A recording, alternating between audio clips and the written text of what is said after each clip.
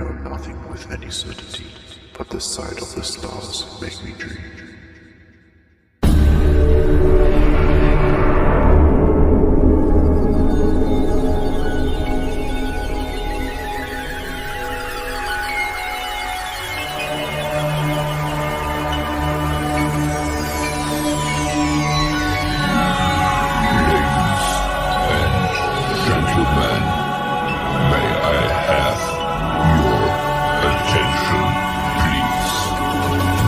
Show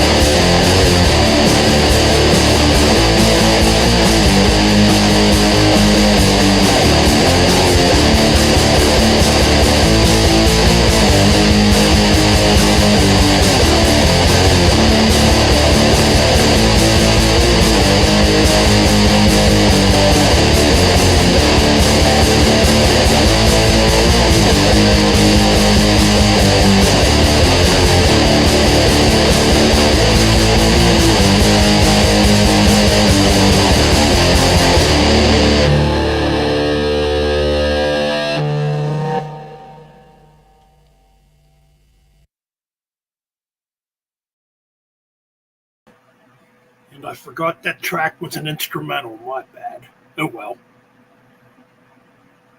Starting things off quite dark with some Horna and some early Darkthrone. Going all the way back to Panzerfaust, which I think that might be my favorite Darkthrone album out of the early period. Debatable. Anyways, what's going on in the chat room? We got Metal John Eister Fans Geeks Vlog here. I don't know why I can never fucking pronounce that right. Kevin Splinter, what's up? We got Ryan Damage Incorporated here also. Fraser has just arrived. King Fraser. Thank you, Fraser. Thanks for the compliment. You don't even want to know what the hell I think of you, pal. Anyways, we got King Fraser. You better recognize. That's right. Anyways, what's up, chat room? So, premiering tomorrow at 9 o'clock in the morning will be my Judas Priest albums re-ranked video. I actually just recorded it about an hour and a half ago. So that will be uploaded in the morning. So if you're up in the morning, check it out. Give it a like. And my ranking did change from my original ranking back in 2019. Yeah. You're listening to Cyanide. Robert, Black Star Vinyl. Hey, brother, how's it going, man? All right, man. So we're going to get back to the tunes. Switch it up a bit here.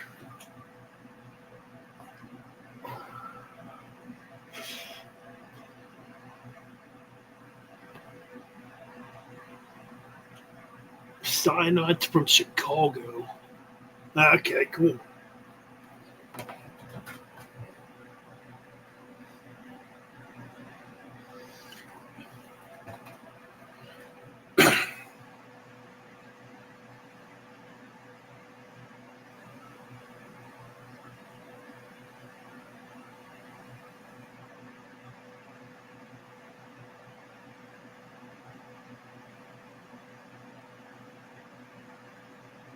Nah, wait a minute.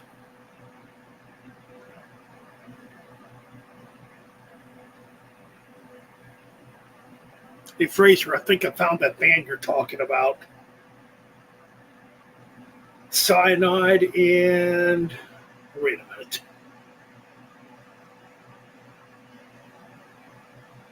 I don't know, it's one of their albums called The Dying Truth.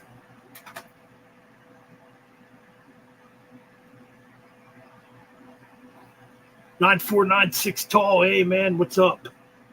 Haven't seen you in a while. Nah, I don't know if that's it or not.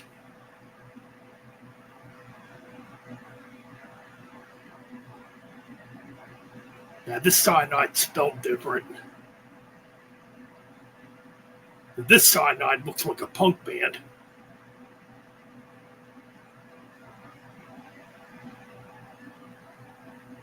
Okay, it's the right one. Okay, cool. Well, I'm going to play the track Funeral from that album.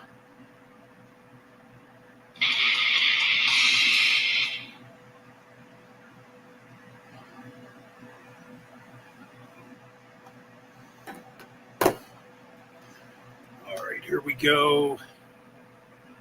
Back to the tunes with some Cyanide. Hailing from Chicago, Illinois. The track's called Funeral. This came out in 1990.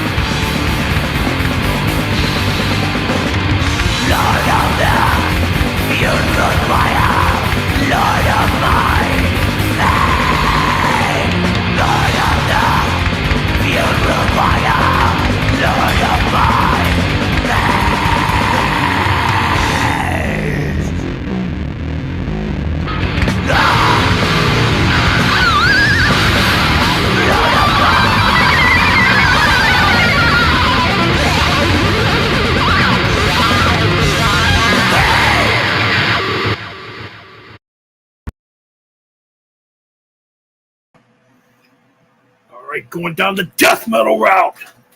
We're black and death metal, some doom fucking metal. That's right, we had some fucking Angel Corpse and Diabolic. That's right. All right, what's going on in the chat room? Jeff Chapman, what's up? I know you messaged me, well, it would have been early in the morning my time, like around 5:30 a.m. or whatever, wanting a radio show. Guess what? You're getting your radio show tonight. That's right. Stuck to my word.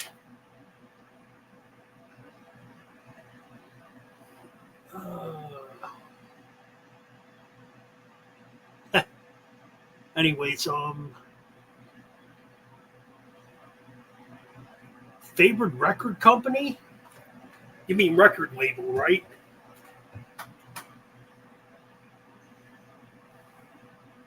Pretty sure that's what you mean. Record company, record label. It's kind of, that's, I don't know, it sounds like the same thing to me. I mean, back in the day, my favorite was Metal Blade Records. Well, I mean, it's kind of debatable. Nuclear Blast used to be really good. Century of Media used to be awesome. Now Century of Media is garbage. Yeah, man, Century of Media is not as good as it used to be. They've gotten way too commercial, if that's the word I'm looking for. I mean, then again, Sony did buy out Century of Media, so that's why you don't get a very good roster on Century of Media no more.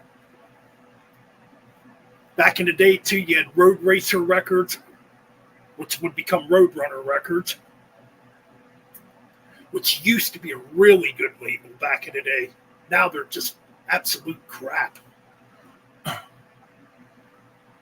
mean, Nuclear Blast still gets good bands.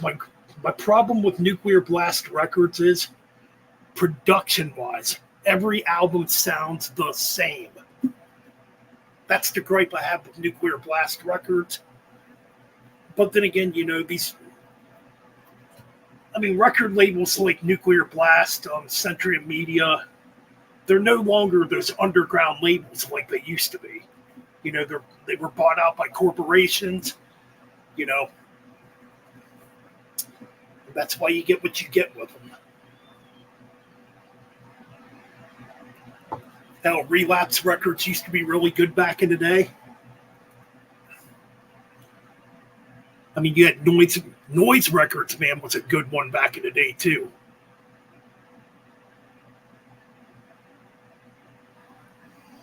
Yeah, Noise Records used to be really good. I don't know, man. When it comes to record labels nowadays, you got to go, like, really underground. Like Goat Throne Records, what's the other one? Hell's Headbangers.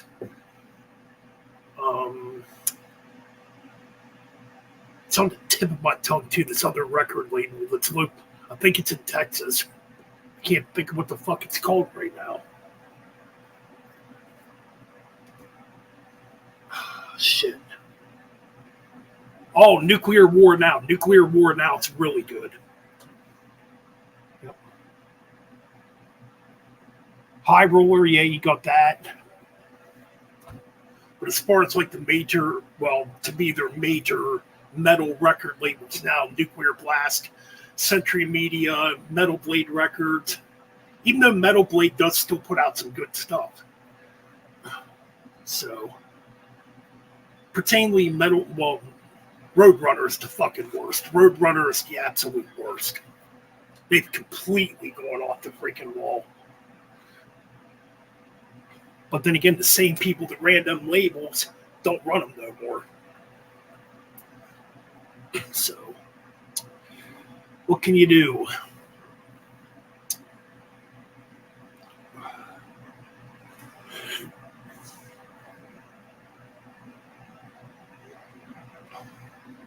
Yeah, there's a bunch of labels out there.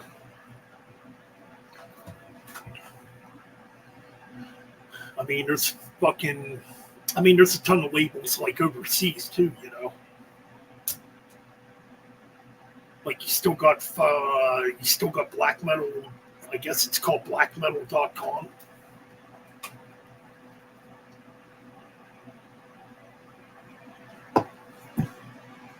You know, I guess War's Fun's still around, which I heard they rip off bands.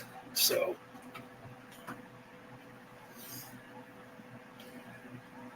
honestly, you really don't have to sign no label nowadays.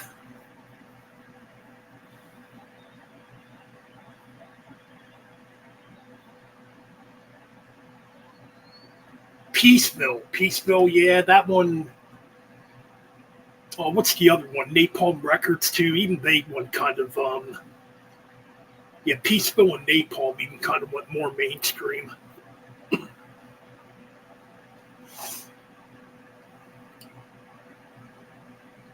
Like back in the day, Napalm Records would just sign black metal bands or gothic black metal bands.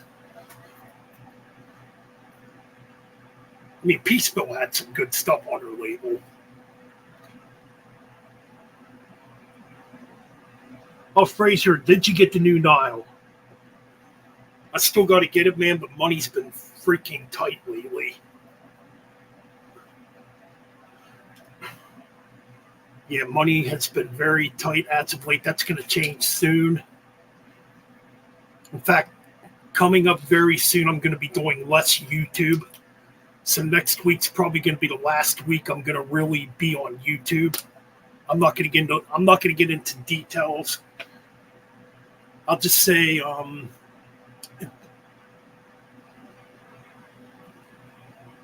yeah, I don't like talking about personal stuff on the internet. So either or, where I'm going to be making really good money. So that's all I'm going to say about that. So I'm not going to be on YouTube as much anymore after next week. I mean, I'll still do the lives on the weekends, but yeah.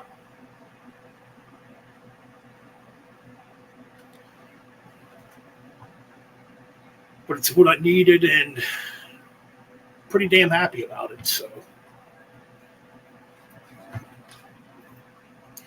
anyways, we only got 5 people here, man. I want to see freaking at least 10 or 15 people here by the end of the stream, man.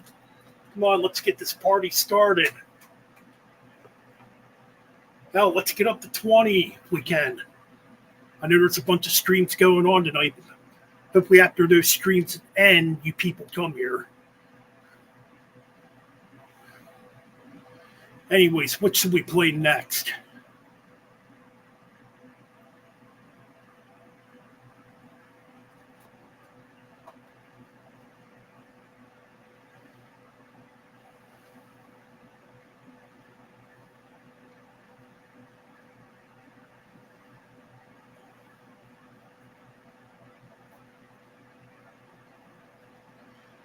I'm thinking here, okay, I got one.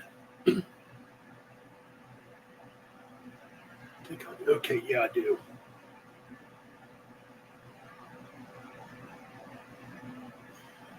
All right, coming up next,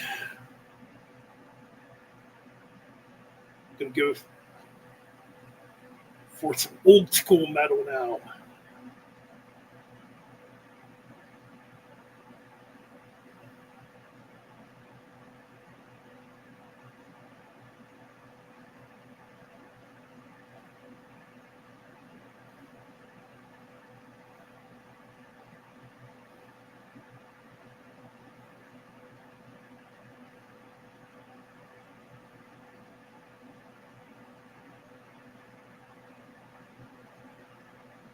Coming up, we got some Attacker.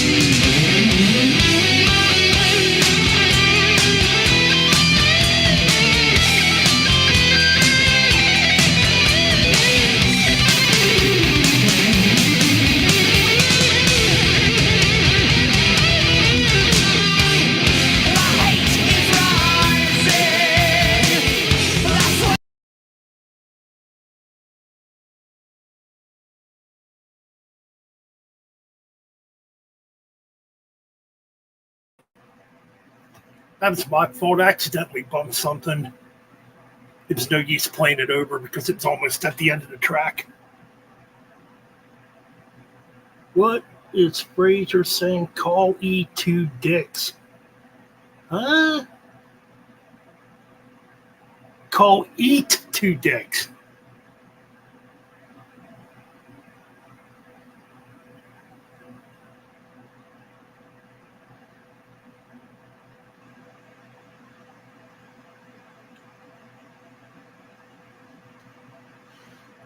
Cool. What movie are you watching?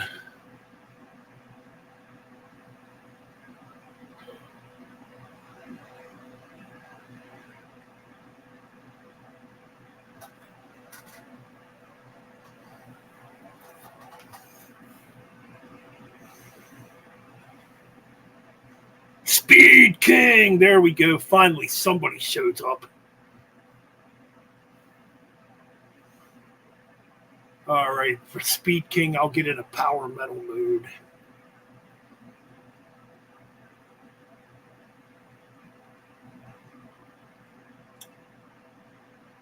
You know what? Fuck. I keep forgetting what Francisco's band's called.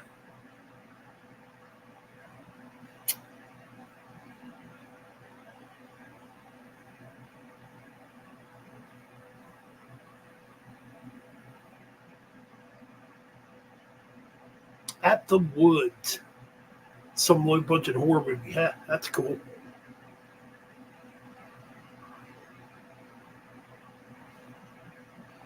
ETD.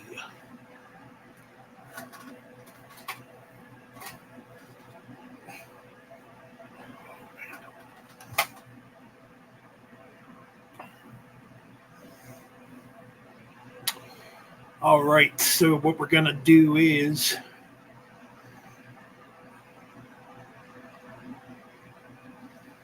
we're going to play Bloodbound Satanic Panic.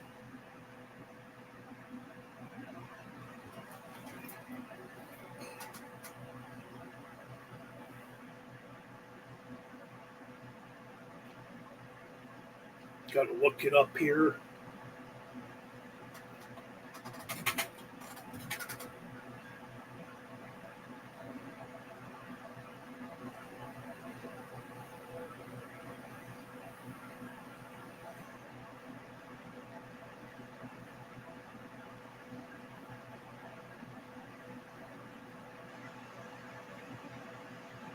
Found it. All right, this one goes out to Speed King.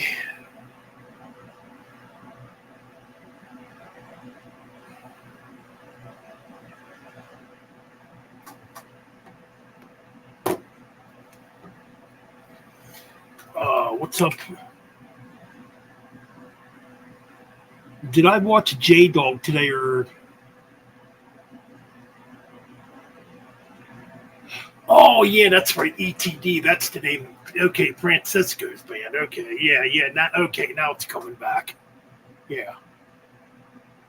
All right, cool. Gotta be honest, I haven't watched much of J-Dog in the last couple weeks. It's weird, man. I've been watching like documentaries as of late. Been watching documentaries. I've been watching album rankings too on YouTube. Gonna be honest, I haven't really watched much metal content on YouTube as of late. It's kind of weird.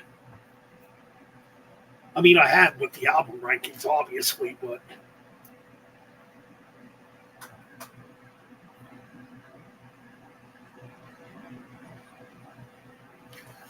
I just feel like anymore when it comes to YouTube, I don't know, man. It's like you've seen it before. You know what I mean?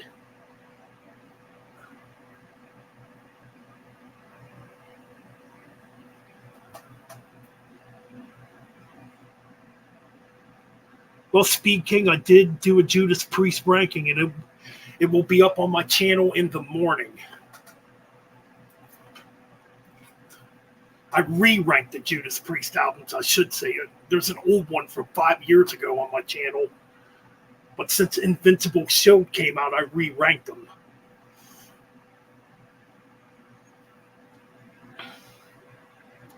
So that should be up on YouTube. Well, it's gonna premiere on YouTube at 9 a.m. my time here in America. So anyways, back to what Speed King requested here.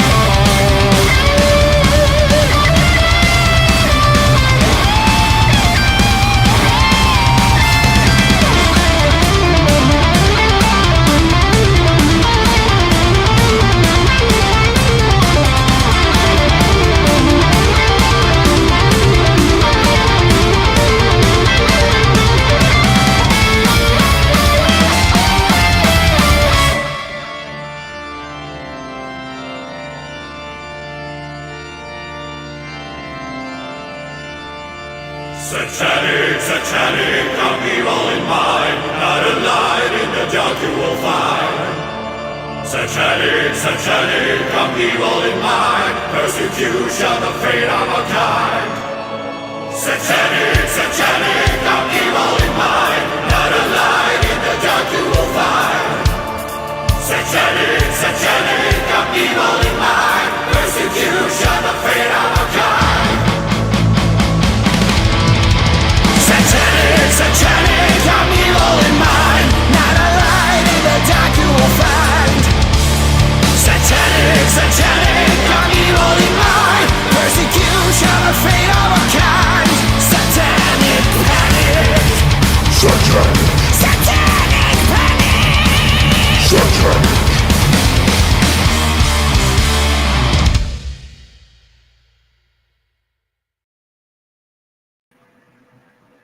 That was an awesome fucking pick right there by Speed King. Shit. See, I like that power metal shit. I know some people don't like power metal. I freaking love it. Luke Jenkins, what's up, my friend? That's a good song, dude. I really like that. Definitely gonna have to get that CD, you know. I want to do a full power metal show, but my God, some of you people would whine and complain about it. Oh, you motherfuckers. Can't help it. I like fucking power metal. Hey, man, some people have preferences. Anyways. Hey, nothing wrong with that, dude. I don't judge people on their religion. I got friends that are Christian that are into metal too, so you know what? Hey, man, that's cool.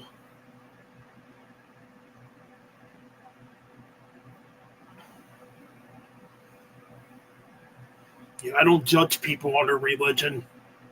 You believe what you want to believe in. That's what I think, you know.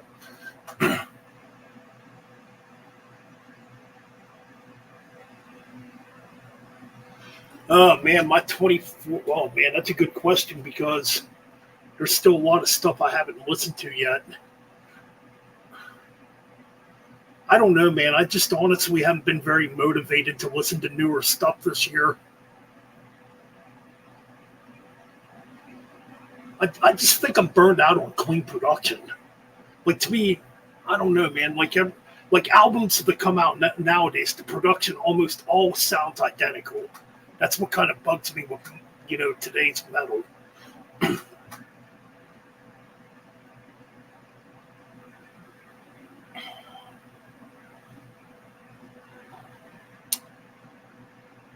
let me think here. Okay, I can name a couple favorites. The new Saxon album.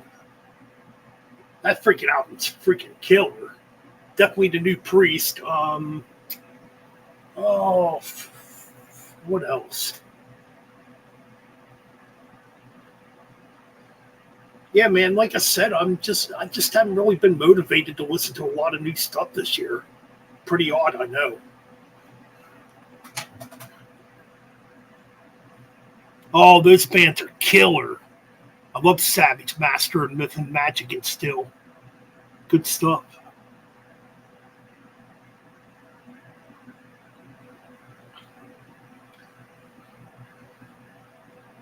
Not really into shoegaze, my friend, but if you like that, hey, dude, that's cool. You're allowed to like what you like. Not gonna hold you accountable for it.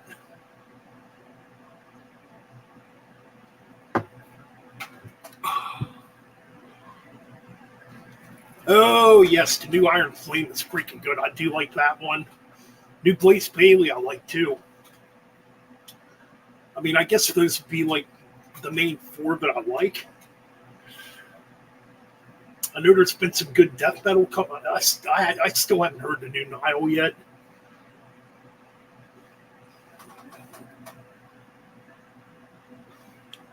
Oh, the new Oh, I can't wait till that comes out.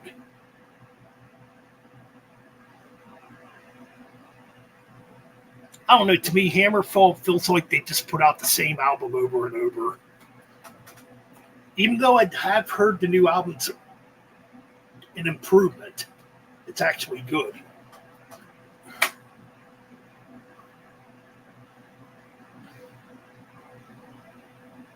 Thank you, Luke. Thank you, Luke Jenkins. I really appreciate it, man. Yeah, like my honest opinion about that. If you're a Christian and you're into metal, I have no problem with that. I know plenty of Christians that are into metal. You know, I know some people judge that crap. I don't. You know, Angel Witch. There you go. Oh yeah, you know what? I still need to get that new Deano. That one I do want to hear. The new Blitzkrieg's coming out next month.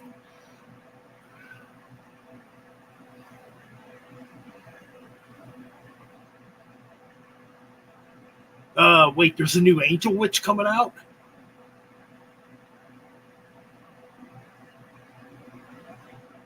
Am I missing something here? You talked about the new Paul Diano. Oh, excuse me.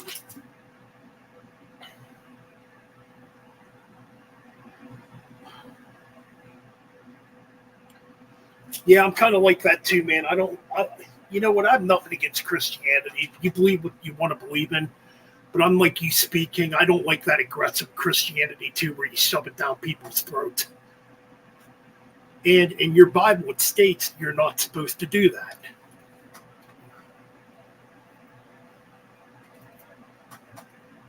You're not supposed to force religion or politics down people's throats. In fact, we're taught when we're growing up not to even talk about religion or politics, you know. In fact, if we didn't talk about that stuff, the world would probably be a better place right now. But anyways, not to get political or anything.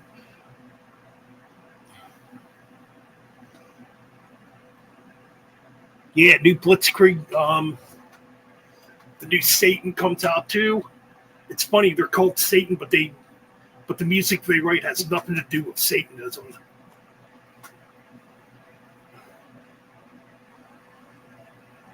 And it's the same vocal as Bob Ross, so and the albums are coming out a week apart. Like I think Blitzkrieg's coming out first, then the following week the new Satan's coming out.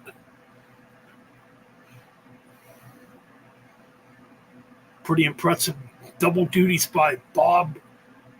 Is it Bob Ross, Brian Ross? And he's like pushing 70 years old.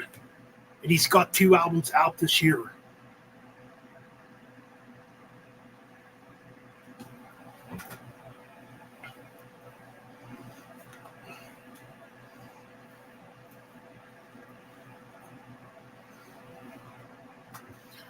That just boils down to anybody that's extreme with religion, be it Christian or be it satanic, you know.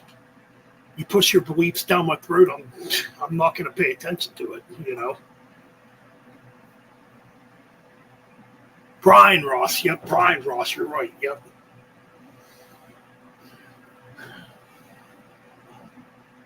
Man, both killer bands.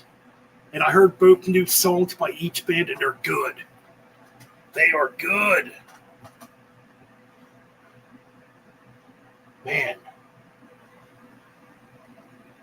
So yeah, props to Brian Ross. Brian Ross, 70 years old, and has 2 albums coming out a week apart from each other. And he still sounds freaking good. Heck yeah, Fraser, you know it, my man. Speaking of which, we're going to play some Blitzkrieg.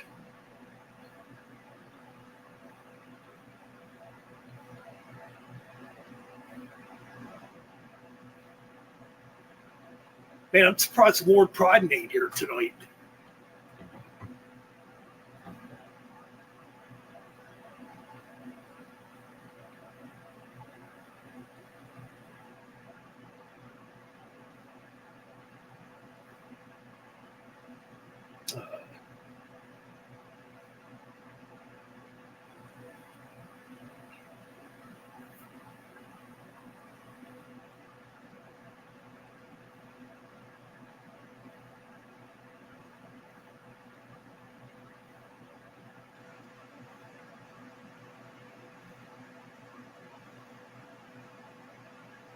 All right.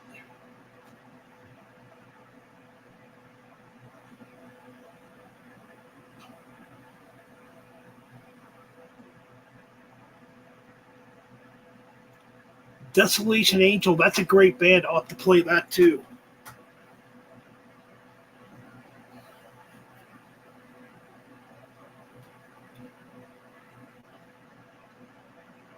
I don't want to play that.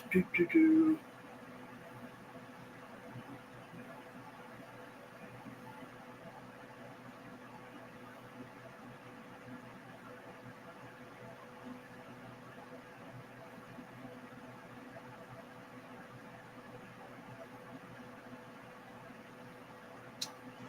Oh shit, I know what the hell I'm looking for now.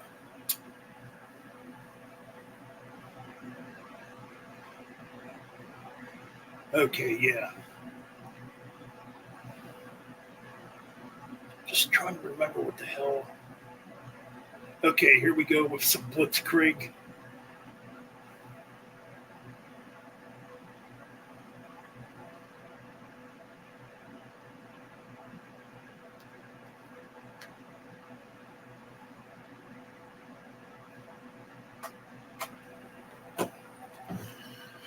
All right, we're going to go to a more, well, it came out 17 years ago now. Coming off the Feeder of the Damned album by Blitzkrieg.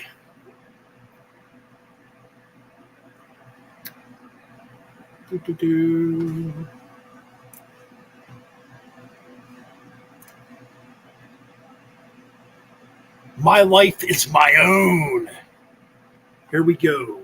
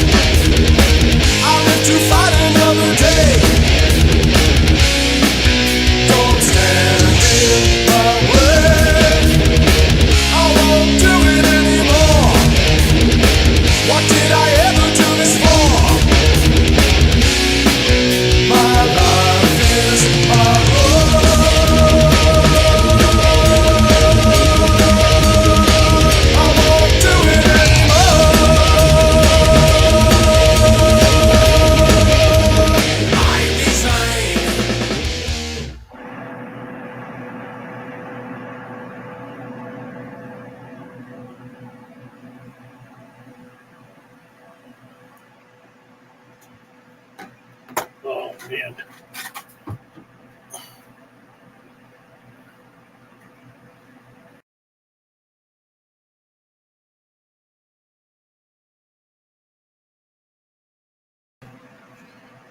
All right, we're back.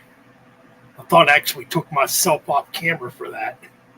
I'm sitting here looking up that Desolation Angel Archangel song, and like I found a music video, but I can't find like the regular track. So I'm gonna have to skip that one, unfortunately. Wyatt's Metal Life, what's up? Witchfinder General, dude. We should play some Witchfinder General. Killer freaking band. Well, at least those first two albums. Their comeback album's not so good, but you know what? We're gonna look up some Witchfinder General.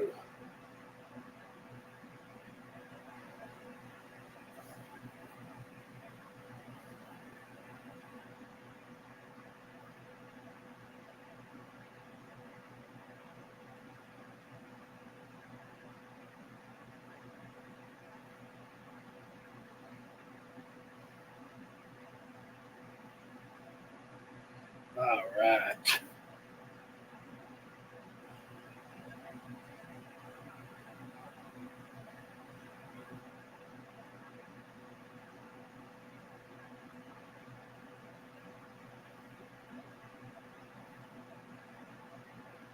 Friends in Hell, Death Penalty, or freaking killer albums. Man. But we're going to go to the Death Penalty album. Think here.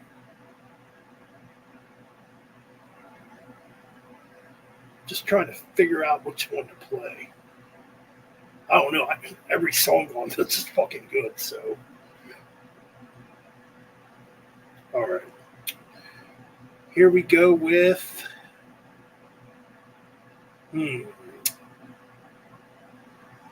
Let's play Death Penalty.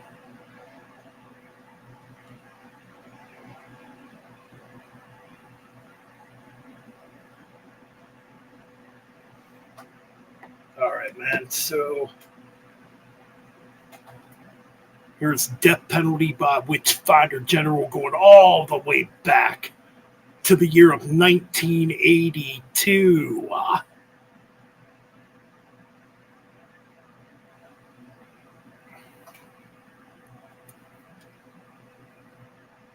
In 1982, I was only 3 years old.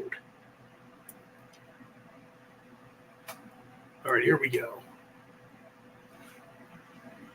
This time.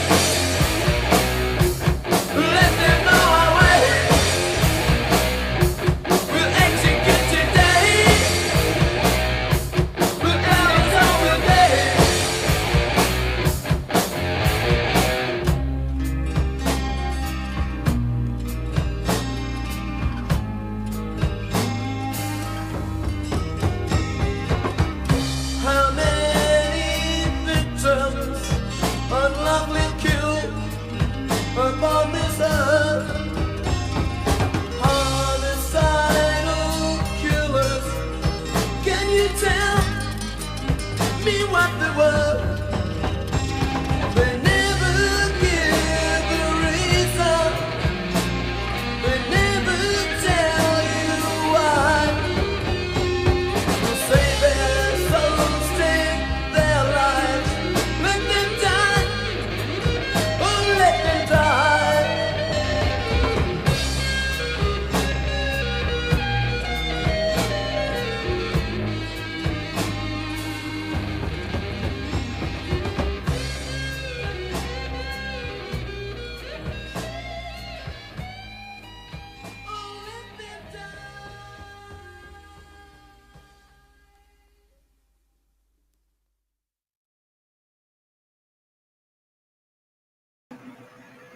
Oops. Forgot about that album cover. Hey man, if somebody uploaded that on their YouTube channel, I think we're pretty damn safe. You know, come on. I think that's what the world needs. I think that's what the world needs is to see more sets of tits. Anyways, I digress.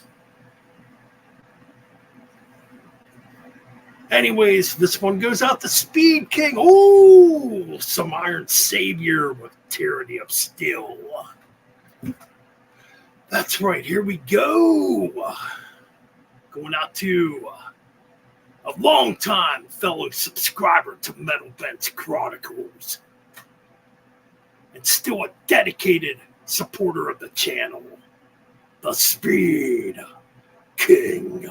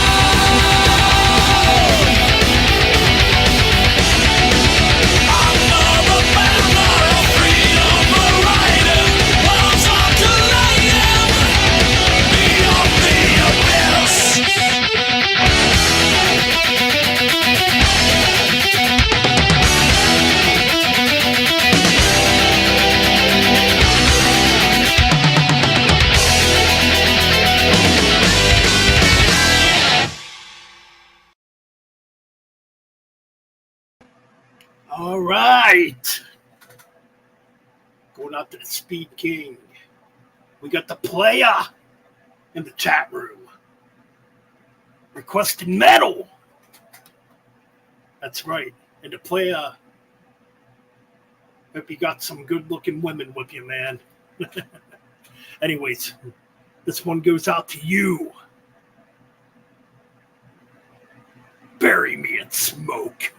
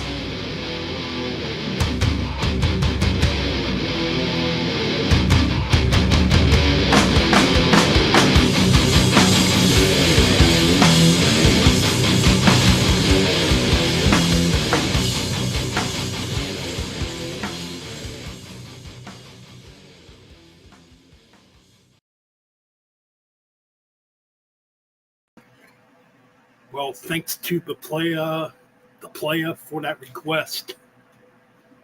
Hope you're out there having fun tonight, man. Wherever you are at. Jeff Chapman still hanging out here in the chat room. I think we still have speaking here. Hell, who do we all have here yet here on Metal Bastards Radio Friday night?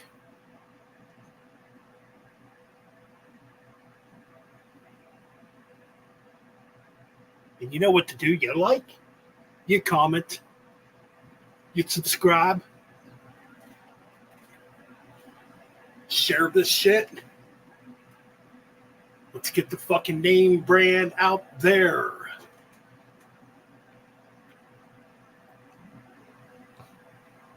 Bullet still hanging out. Pretty sure Bullet's probably working tonight.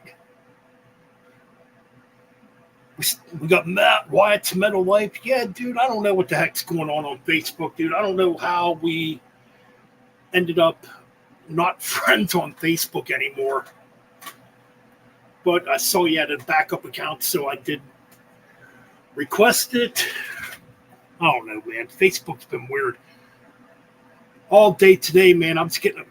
Oh, you just got off work. Shit.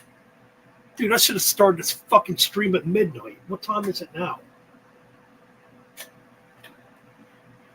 Anyways.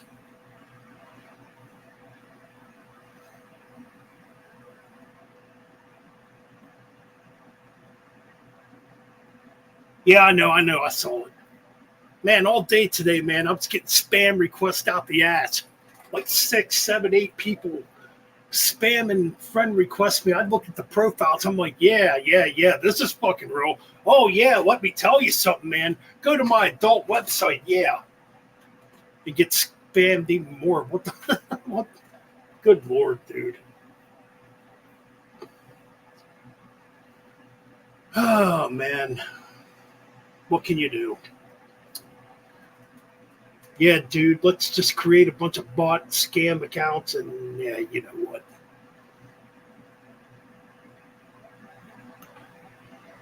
Yeah, but the question you got to ask yourself, are those people real? I mean, with all this freaking AI bullshit, too. And God knows who's behind these accounts, you know. Could be freaking serial killers. You don't know who the hell's behind these accounts.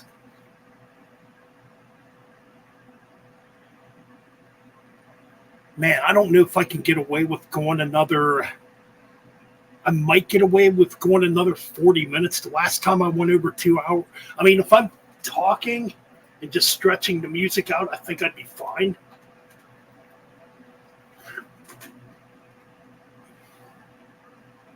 Frazier!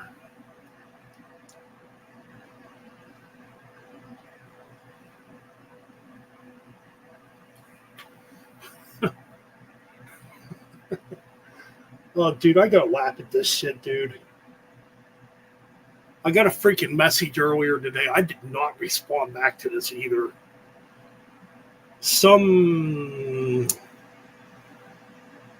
And I'm almost confident, I know it's not real. Some fake chick messaged me back on Facebook Messenger looking for a one-night stand. I just left my husband. I'm like... I mean, that could be real because a lot of fucked up people do that crap nowadays, but it's like, no way, dude. That's when you turn pussy down because that pussy's just going to get you drug into drama, dude. Fuck that.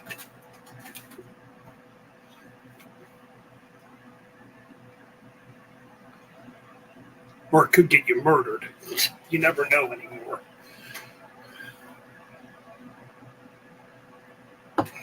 Like, dude, I'm content on being single till I actually find the right female, you know? And if I don't get fucking pussy between now and then, who gives a fuck? What's up, Nick? How you doing, man?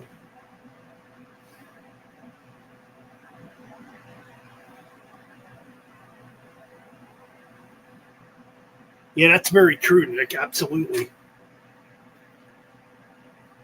That's pretty cool seeing you having Levi on your screen, man. That's really cool of you, man. he did a good job too. I mean, it's like he kind of fit right in, you know.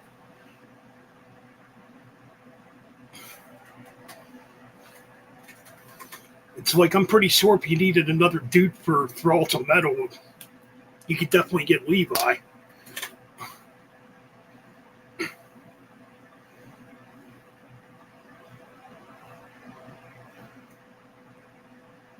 In fact, we can actually end the music part of this and turn this just into a live stream if anybody wants to come on and hang out.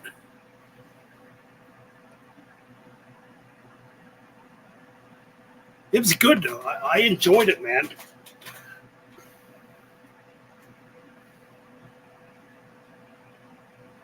That's not too bad.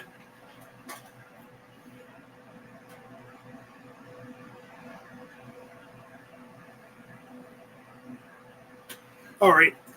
I'll send you dudes some links. Oh, man.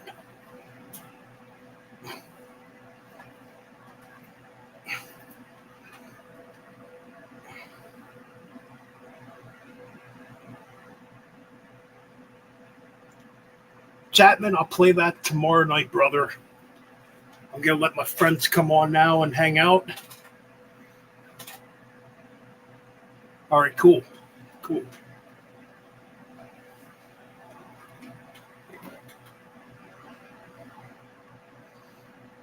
All right, so let me send you guys some links here.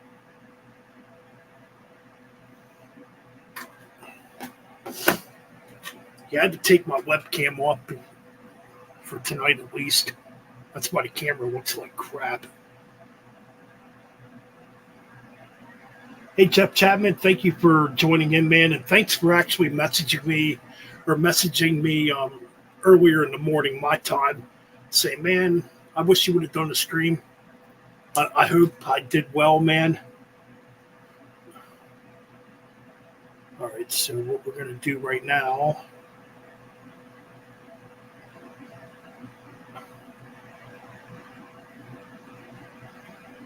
Oh, yeah.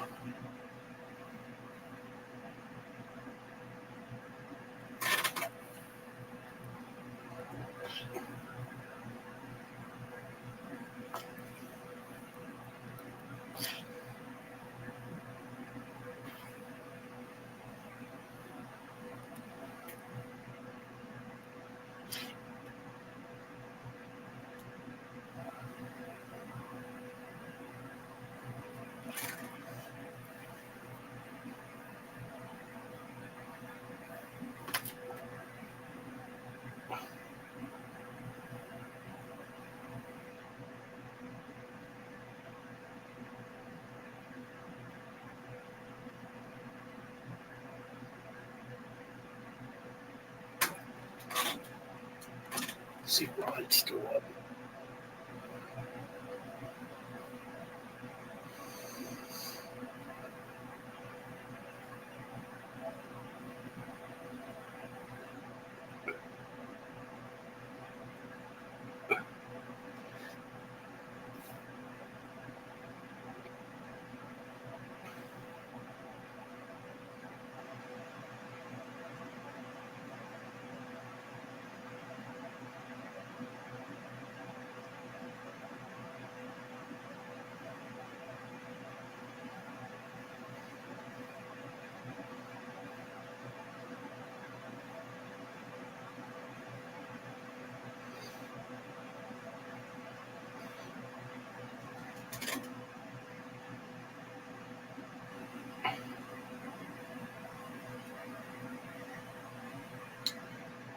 Well, why did I send it? I send it to your backup account since I can't send it to your main account.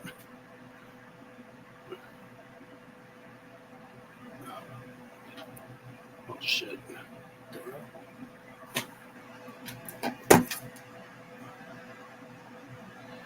I guess Fraser ain't gonna come on.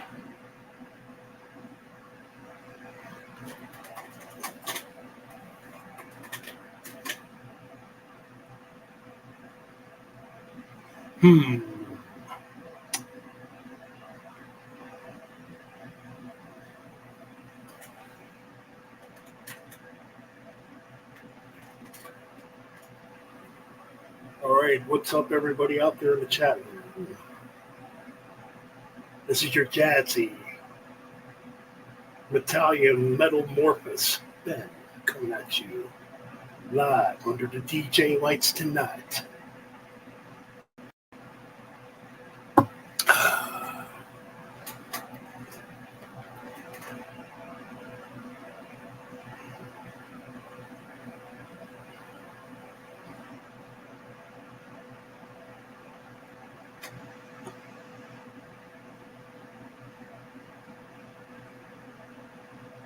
Now I understand, man.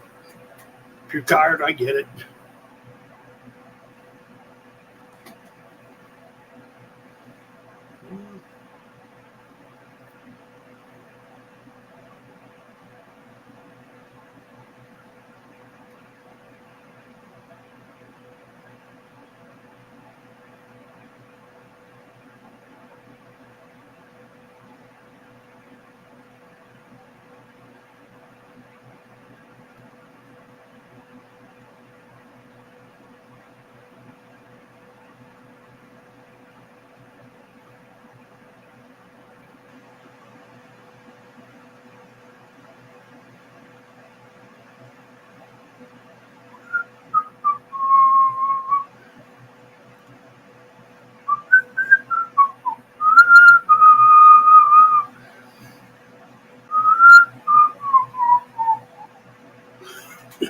Anyways.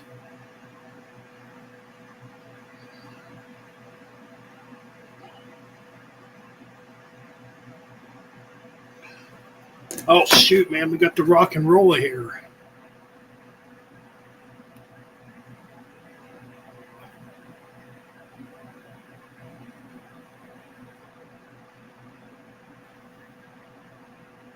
Oh, Fraser, I understand that, man. If you don't want to come on, I totally get that. That's a long time to be up. I get it, man. Rock and roll, all the way from Australia. What's up, man? How you doing, dude?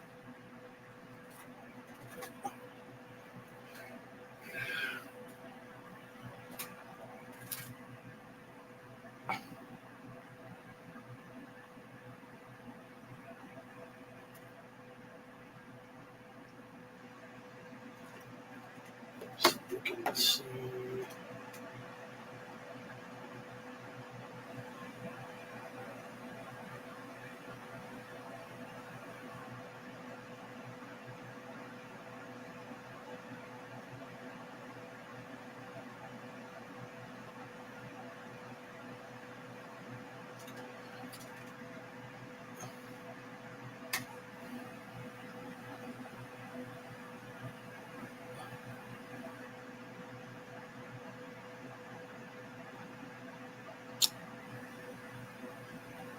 All right, Wyatt, cool. Sorry for the quietness. Just waiting for a couple people to come on.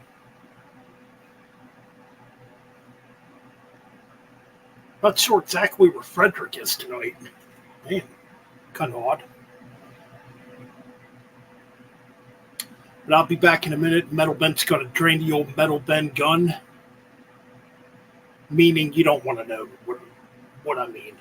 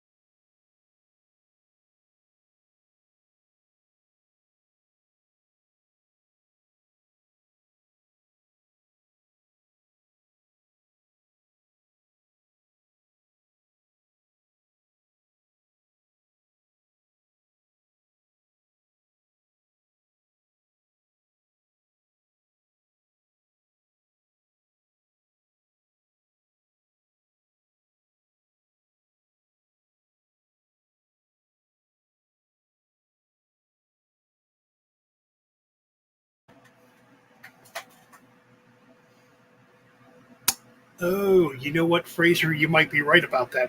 Frederick just needs one night alone for their special needs. You know what I'm saying? Oh man.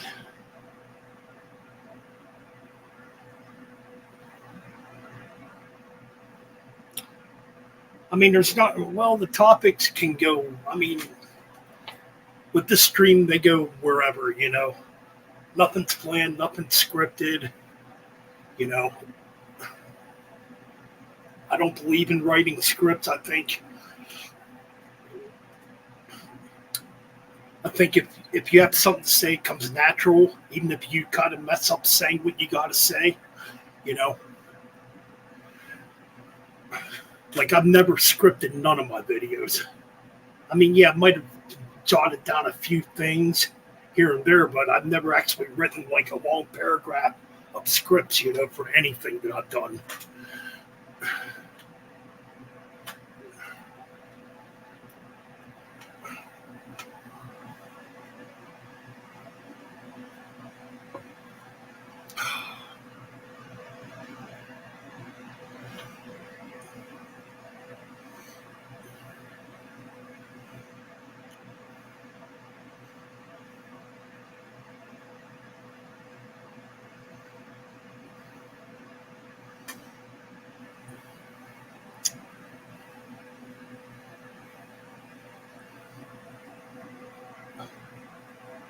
Yeah, Rock and Roll is a cool dude all the way from Australia, around Frederick's neck of the woods.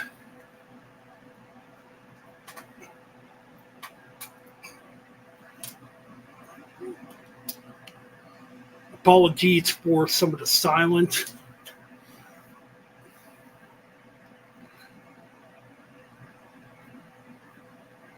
And we're at the 2-hour mark, so I mean,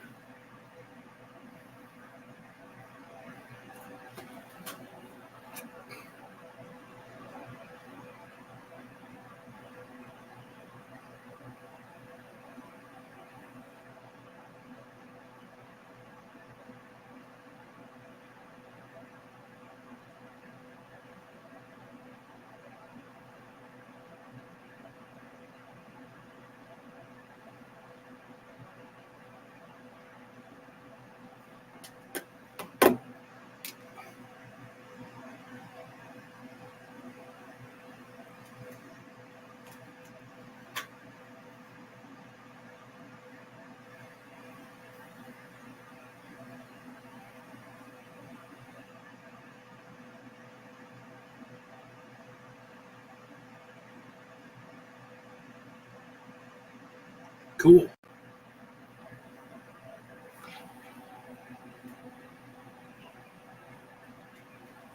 What's up, Nick? What's up, man? Not much. Just kind of bored. No, I get it. I was pretty much editing shit all day. Yep. Needed a break. Yeah, man. Probably going to be doing less YouTube after next week. Not to get totally into detail, I don't like talking about like a lot of personal things, but I did land a job where I'm going to be making a lot more money than what I was making. Hey, that's fucking awesome, dude. Thanks. So I guess, I mean, I'm definitely not going to leave YouTube, but like my time on YouTube's going to be limited, I guess you could say. No, it's totally understandable. And like, you know, once you get settled into your new schedule, you can figure out when you can make time for it. Yep. No one will fault you there. Right. I mean, right now it's still going to be probably on the weekends, like Saturday. Like I get weekends off at this new job, which is kind of cool. But for what I'm making for what I'm making an hour, though, I'm not going to turn down overtime. Right. There you go, dude. I mean, Yep. yeah, I've had to work with John's new schedule too. I mean, he's getting a ton of hours right now, which is awesome because you know he has goals at least to get like his own hotel room for MDF. I mean, he was sharing it wasn't bad, but everyone likes their privacy. And Right. yeah, the room we got this year, man, I didn't like much about it. Dude, there wasn't even a fan in the shower. Ooh. Yeah, dude, it just got fucking like all foggy and bullshit. It's like, oh, cool, I gotta wait to fucking shave until all this bullshit gets out. Yeah, and it probably smells like a bunch of sweaty nut sacks or something. I mean, luckily it was just our sweaty nut sacks. Still, I'm not saying it's a pleasant fragrance. Right, right. But I mean, yeah, it was, the budget was tighter this year, but next year, I mean, hell, now we got the tickets already knocked out, so we got time to save up money for the next thing, and that'll be lodging. Well, yeah, that's my goal, man. I want to build my bank account because, I mean, there's still a lot of things I want to do in my life, And, Do it. Yep. I mean, like I said, all this is good news. Like, YouTube can wait. Yeah, exactly. I mean, hell, you could just post shorts every now and then to say, hey, I'm here. I just, Yeah, can't make it. Yeah, I'll still obviously be on YouTube, but gotta focus on life sometimes, Again, no one would fault you there. Right.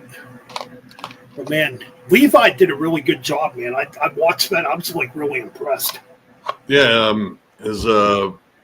he had like a little, like kind of, I guess like a quick vacation, I guess. They come up to Maumee Bay out here.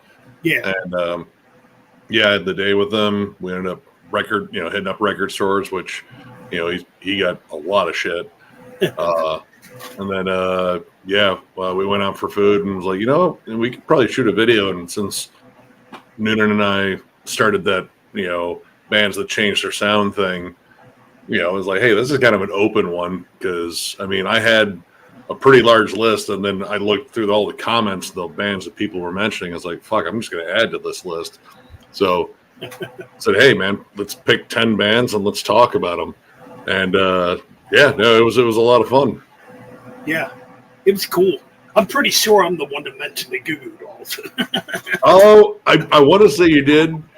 I had that one on the list, though, just because I remember the story of my sister getting what she thought was the Goo Goo Dolls she wanted. The first album.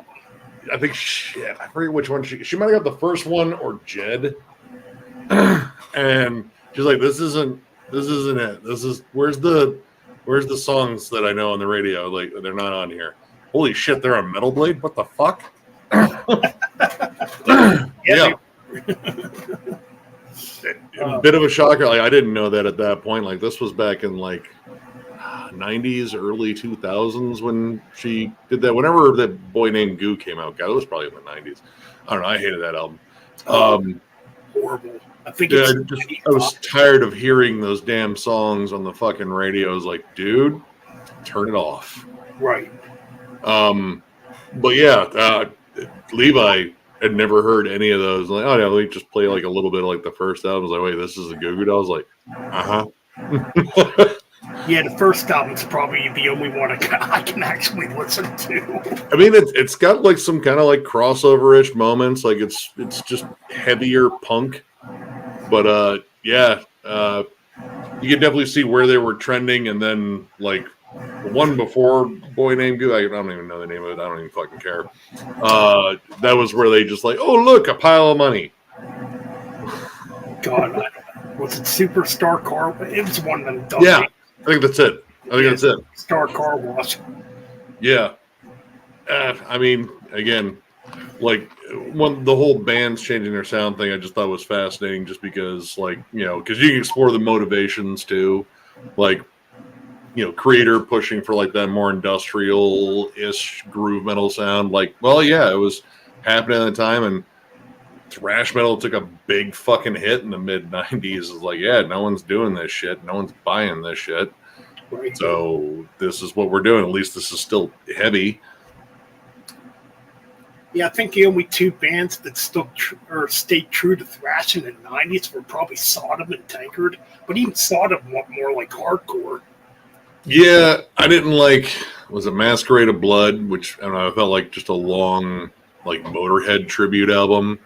Yeah. And then whatever the one with the pregnant chick and the chubby dude in the cover, I don't own that one. I don't want that one. I heard it on YouTube. It was like, whoa, fucking skip it. Yeah, that one wasn't that good. I mean, Overkill, yeah, I mean, they did get like a little bit more groove laden, but they still kind of kept their snarling edge. What's up, Lord Pryden? But no, well, Overkill's kind of interesting because they kind of stayed thrash, but they kind of went more groove. Yeah, the first album I ever got by Overkill when I was a teenager was The Killing Kind, and that's definitely more of a groove metal album, I would say. That's a weird album because there's even a track on there that has like piano on it. Yeah, honestly, I'd still like Burn You Down to Ashes. I still think that's a pretty solid song. That's a good track. I do like that one. But was it Let Me Shut That For You? Wasn't that great? I think, I don't know, Certifiable was pretty good. That one definitely had a more like thrashy sound to it. I think it's Certifiable. Let me actually. Yeah, that's a good one. Yeah, that's a weird album. I mean, definitely like adapting to the times there, I would say. Yeah, I'm just trying. Godlike's all right. That was cool. That's kind of thrashy too. Little punky. Yeah. But no, it's kind of weird because back in '96, when I used to live near, I used to live out in the middle of nowhere actually. In '96, near kind of close to Pittsburgh, I guess, Johnstown, PA, like in that area. And I lived in a small town at the time called Stoystown, PA. And Overkill back in '96 actually played at a bar out in the middle of nowhere in Stoystown, PA on the Killing Kind tour. And obviously I was too young to go to it at the time. I mean, when I lived in Lima, I don't know of any bands played there.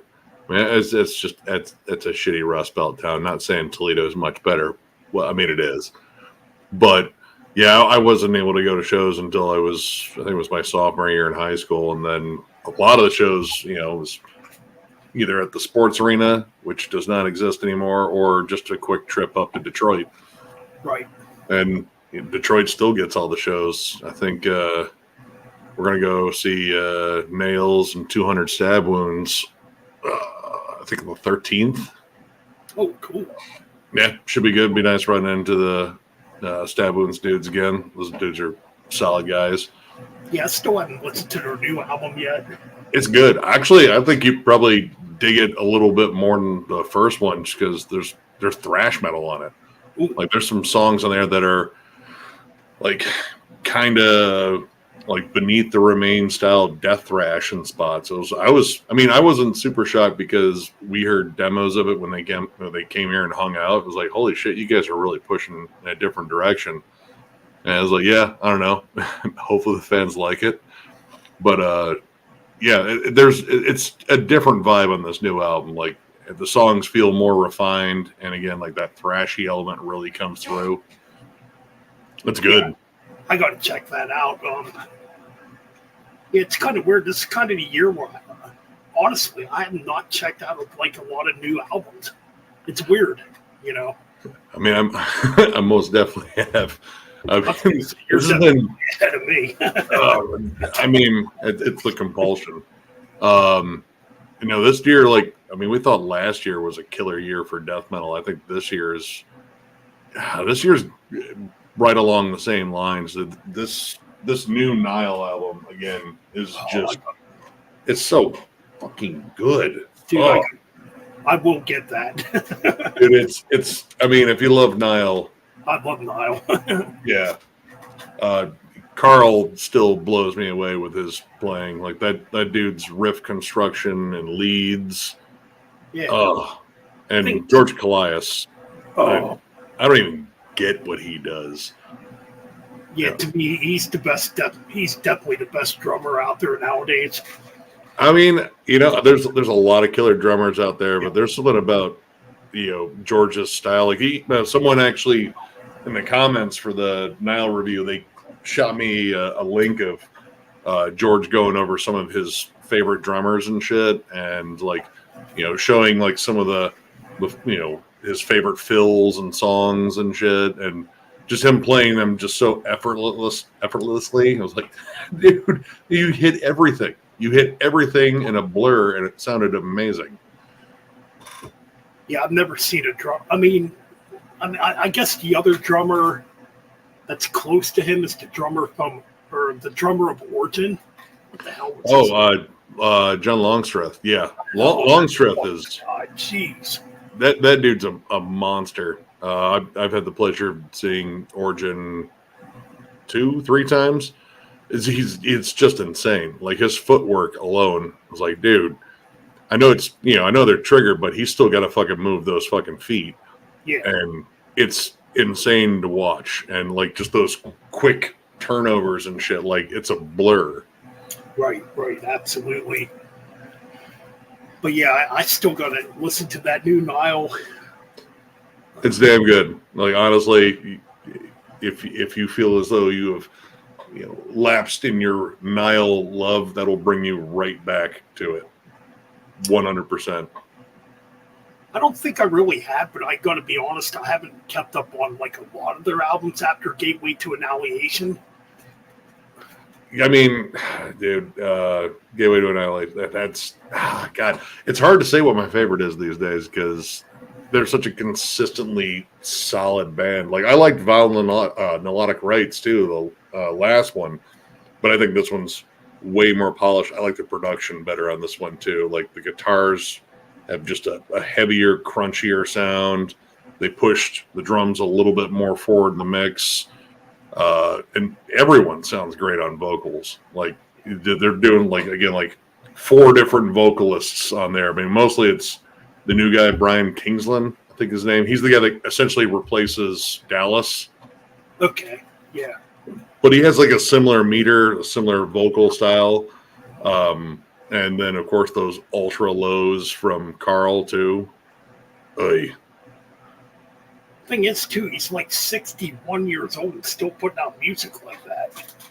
Yeah, like I said, like throughout the entire pandemic, I ended up following him on Facebook because I'm looking for anything at this point.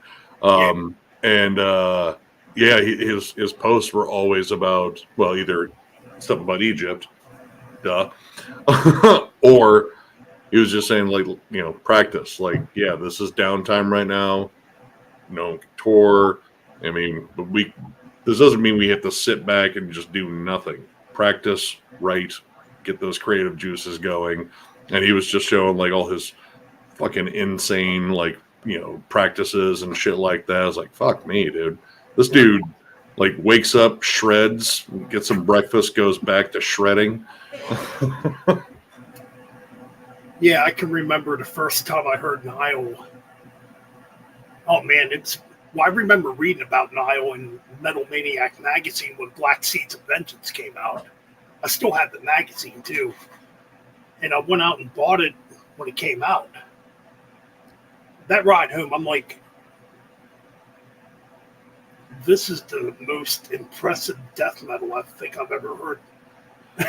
You know what I mean? Yeah, it was kind of the same way, except it was in their Darkened Shrines for me. Yeah. I remembered, like, I had seen like Nile's ads before pop up, and I was like, this seems kind of cool, but I never pounced on it. And then in their Darkened Shrines, seemed like it was popping up more in like non-metal publications, which I thought was like, all right, this album's getting a lot of attention. I'm really curious because I saw like a review in like Spin magazine, and Spin at the time just generally just like fuck metal, and I was like, all right, well, they're paying attention to this metal band. So I checked it out and I got in their Darkened Shrines, and it's probably the fastest album I think I'd heard at that point. I was like, dude, these blasts are insane. These riffs are unbelievably technical. Like, I can't even process what the hell they're playing right now. And Sarcophagus, that was the song that was like, okay, all right, I dig this. This is cool. Yeah, so Nile for me was kind of a blind buy. Just, reading Metal Maniacs back in 2000. So, yeah, like I said, I went out and bought Black Seeds of Vengeance. That ride home, I was like, how the fuck are they playing that fast? I knew Cannibal Corpse and Deicide, obviously, how fast they could play, but like they took it to a whole nother level. Yeah, this was I mean, at that point, I was listening to Morbid Angel too. I was like, dude, this feels even faster than that, like consistently faster. And yeah, instant fandom. In that Egyptian influence, I'm like, yeah, nobody sounds like these guys. I mean, like in terms of like bands with a theme, especially in death metal, because in death metal, yeah, we we go to the well pretty often. Like, all right, zombies, gore, Satan, gore again. But yeah, like I like the bands that take like an interesting spin at like Egyptology. We're like, yeah, that's not really a death metal theme, but it is in the hands of Nile, and he's stuck with it, and he's like super intricate with all the themes there. Like, I mean, this new album, I want to say like the last one too. He actually had there's almost a novel in the liner notes of his explanations of the lyrics themselves. Right. He's into it. That's his themes, and he just sticks with it. Absolutely. Yeah, I definitely got to check out that new album. And I was just trying to think back to In Their Darkest Shrines. Yeah, I bought that when it came out new too. The first song I heard though was the 14-minute track, "Slayer of the Gods." Before, Yeah, Unas Slayer. Slayer of the Gods. Yeah, that's the first time I heard. I was even more blown away at the time, or back in 2002 when I heard that. I want to say the first time I saw them, and it was still with Dallas in the band, they played that one live. I was like, fuck. It was amazing. I mean, I've only seen them one other time, and that was on tour with Incantation and Sanguisugabog. It was a good fucking show. And I could be wrong on that album. I'm pretty sure they had a drummer from either Angel Corpse or Vital Remains on that album. I think it was Tony Laredo. Let me actually, I want to double check because I think that's right.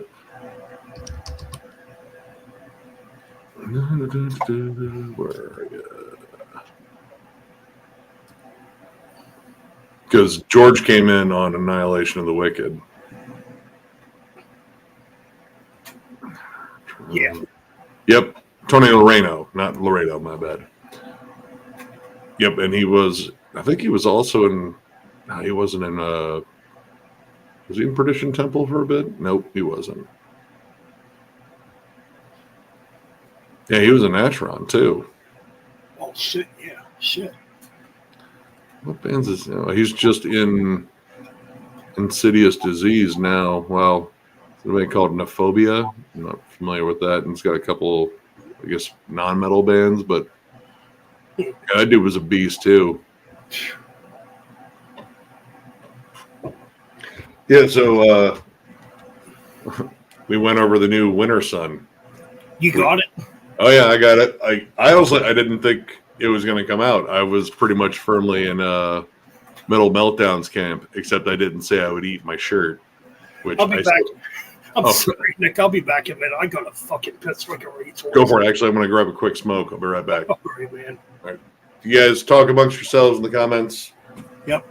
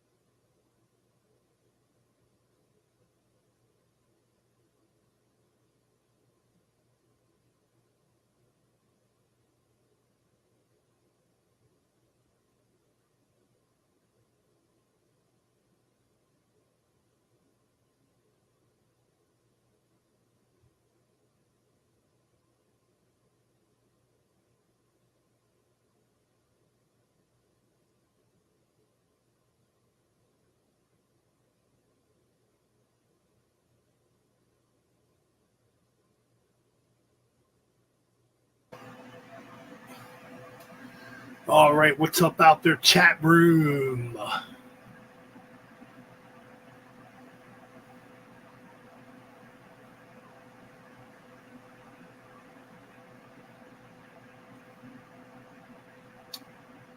Metal is the best.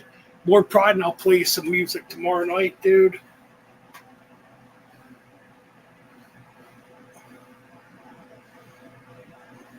Avengers a damn good band, though.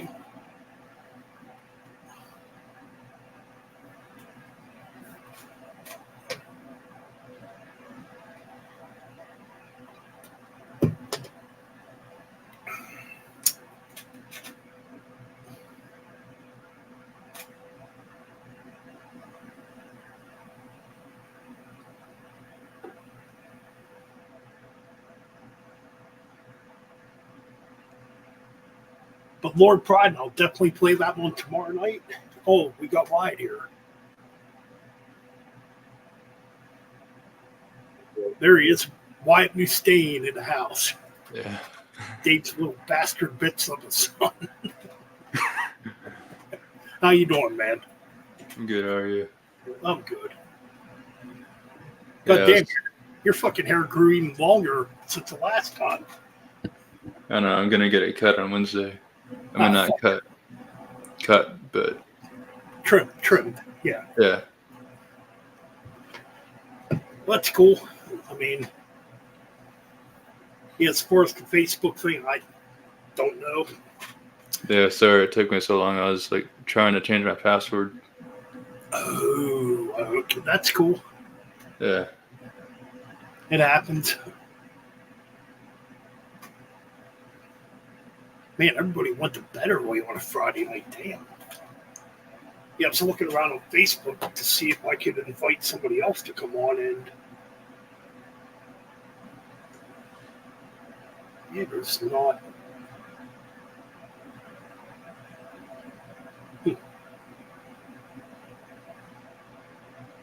Freddy's not? No Freddie either. I guess it's his porn night.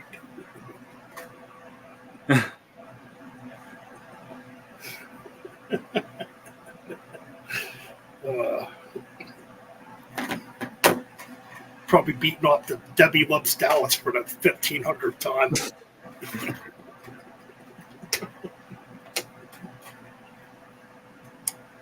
Oh man. So what? Now it's Megadeth. It was good. I wasn't so into Mudvayne, but Yeah, I think I'd rather have seen him take like Death Angel or somebody like that out on the road. you know what would be good is like Creator or Sodom.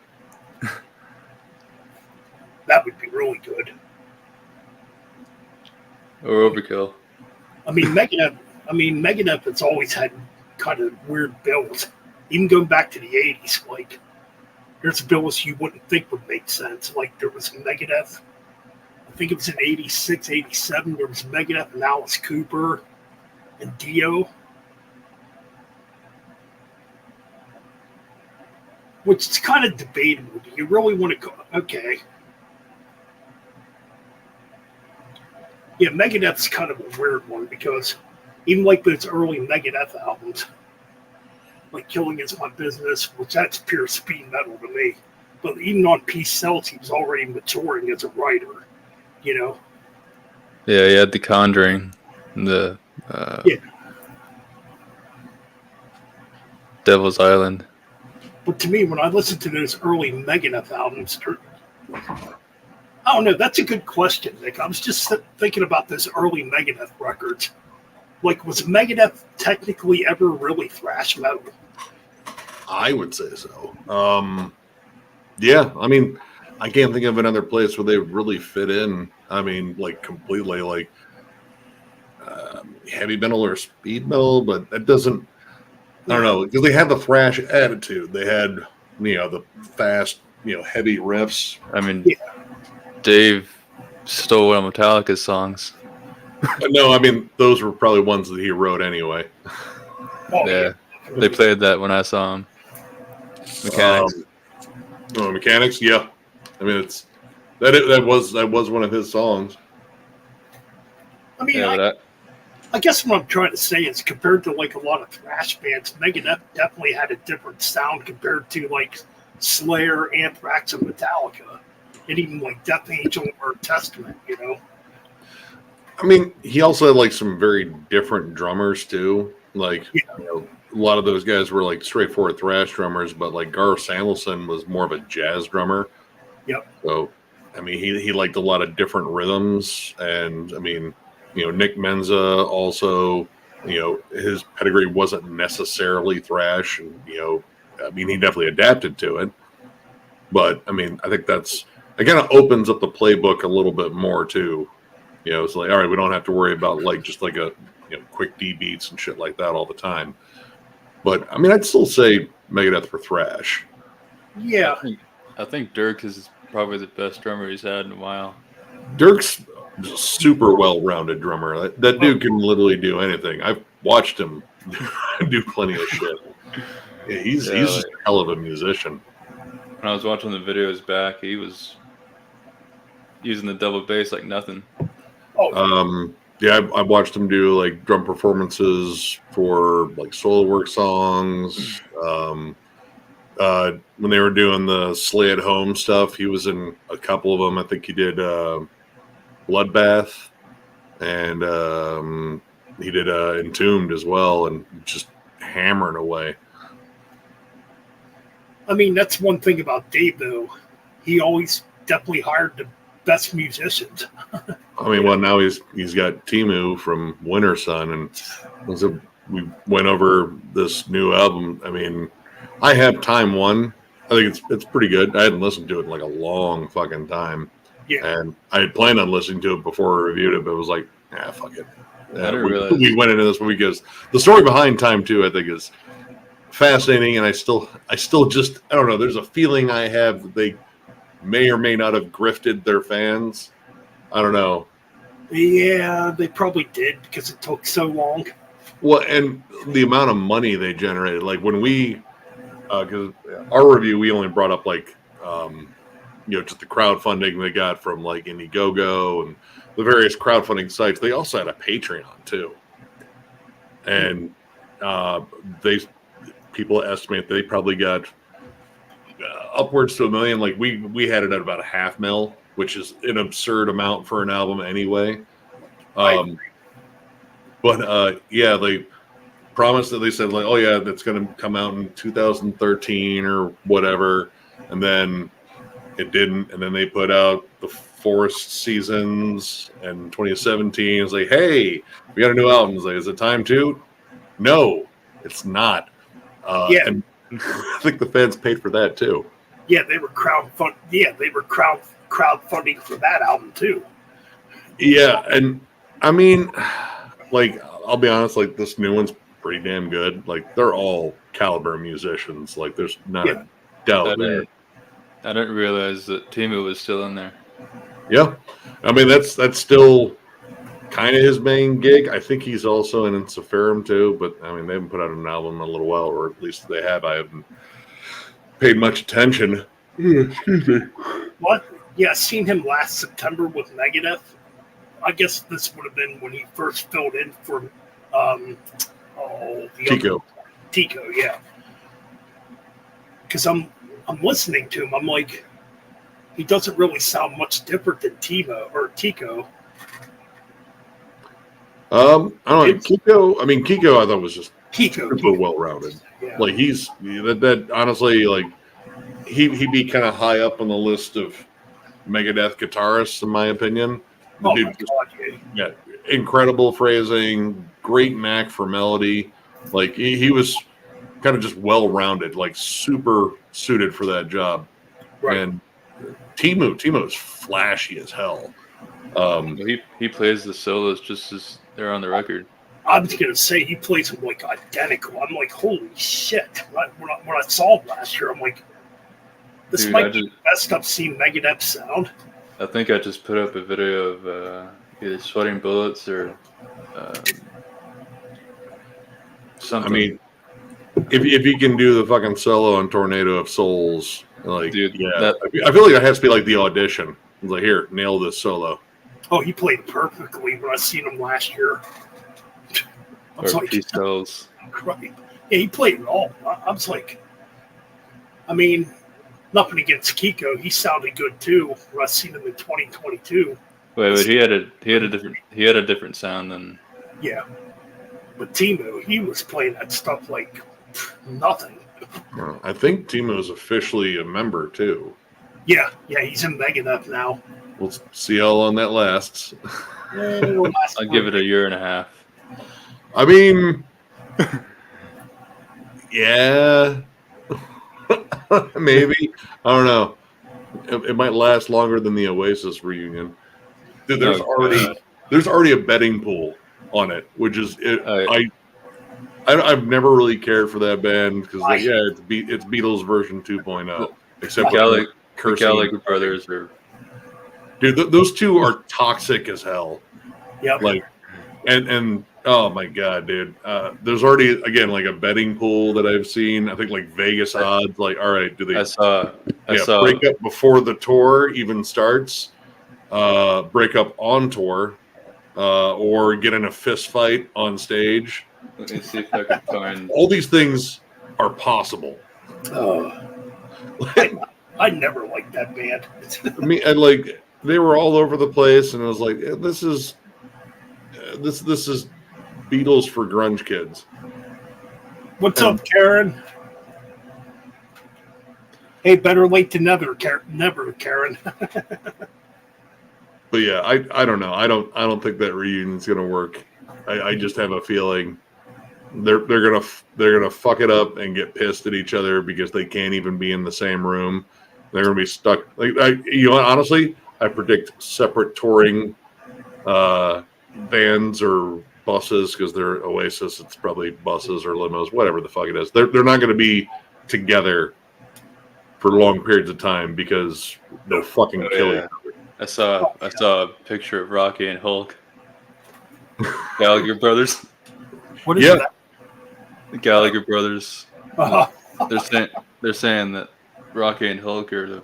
I mean, it doesn't really matter to me because I never liked the Oasis. I always thought they sucked. So. Yeah, I've never been a fan, but I mean, it was like watching trashy TV anytime they did an interview. So I was like, I gotta watch this because they're gonna call each other cunts and like bastards and maybe get in a fight. This is like Jerry Springer. More Povich.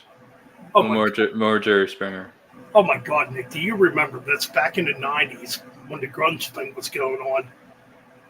I think it was Green Day too to try to act like they were British, like around the time Dookie came out. I mean, I don't know. I don't remember. I remember. Well, I mean, Billy Joel. God, Billy Joel always had that inflection in his voice when singing, but it was like always stripped out whenever he fucking talked. But sometimes in interviews they would just fuck around, which I get it because I mean, if you've done so many damn interviews, like God, what do we do to make this one interesting? Very true. But then, yeah. I'm trying to think what other band too in the '90s. Oh, I don't know. That period was really weird. Like, Get all the grunge bands and the. Well, yeah, I remember reading articles about bands like Bush saying, "Oh, I hate heavy metal. I hope heavy metal stays gone." Just dumb stuff like that. Dude, even Lars was saying that. It was like, yeah. Bastard. I pointed that out to some people too. Like a lot of people forgot that. Like, yeah, back in '96. It should have been him. I ain't gonna go that far, but yeah, Lars was even trying to denounce Metallica as a metal band. No, at least there were bands that were still heavier. Like, I mean, Alice in Chains never hid their love for metal, luckily, and they toured with metal bands still, like Soundgarden too, to a certain degree. Well, yeah. But yeah, like I don't know. Again, like in terms of the music world, they're just that metal became the scapegoat for being completely uncool. And that was when I got into it. It was like, man, fucking great timing. But then But then I think it was in '94 though when Metallica was out on tour, when Kurt Cobain, did what he did. Lars Ulrich and James were poking fun at that. I mean, It wasn't that far before that. It was like, it wasn't. What I'm trying to say was, it wasn't that far behind that.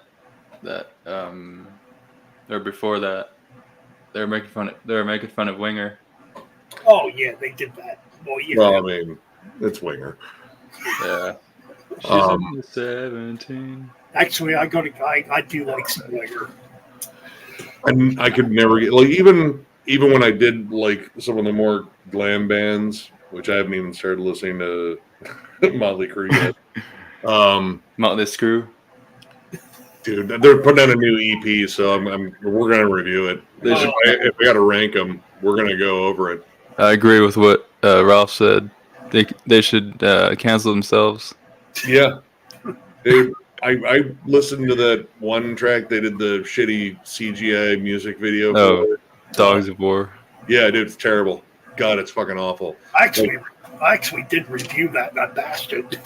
Oh, dude, The riff like, is it's the most like. All right. What is this trend with like? Hey, let's get John 5. He's an awesome guitarist, and then just have him play the most basic shit.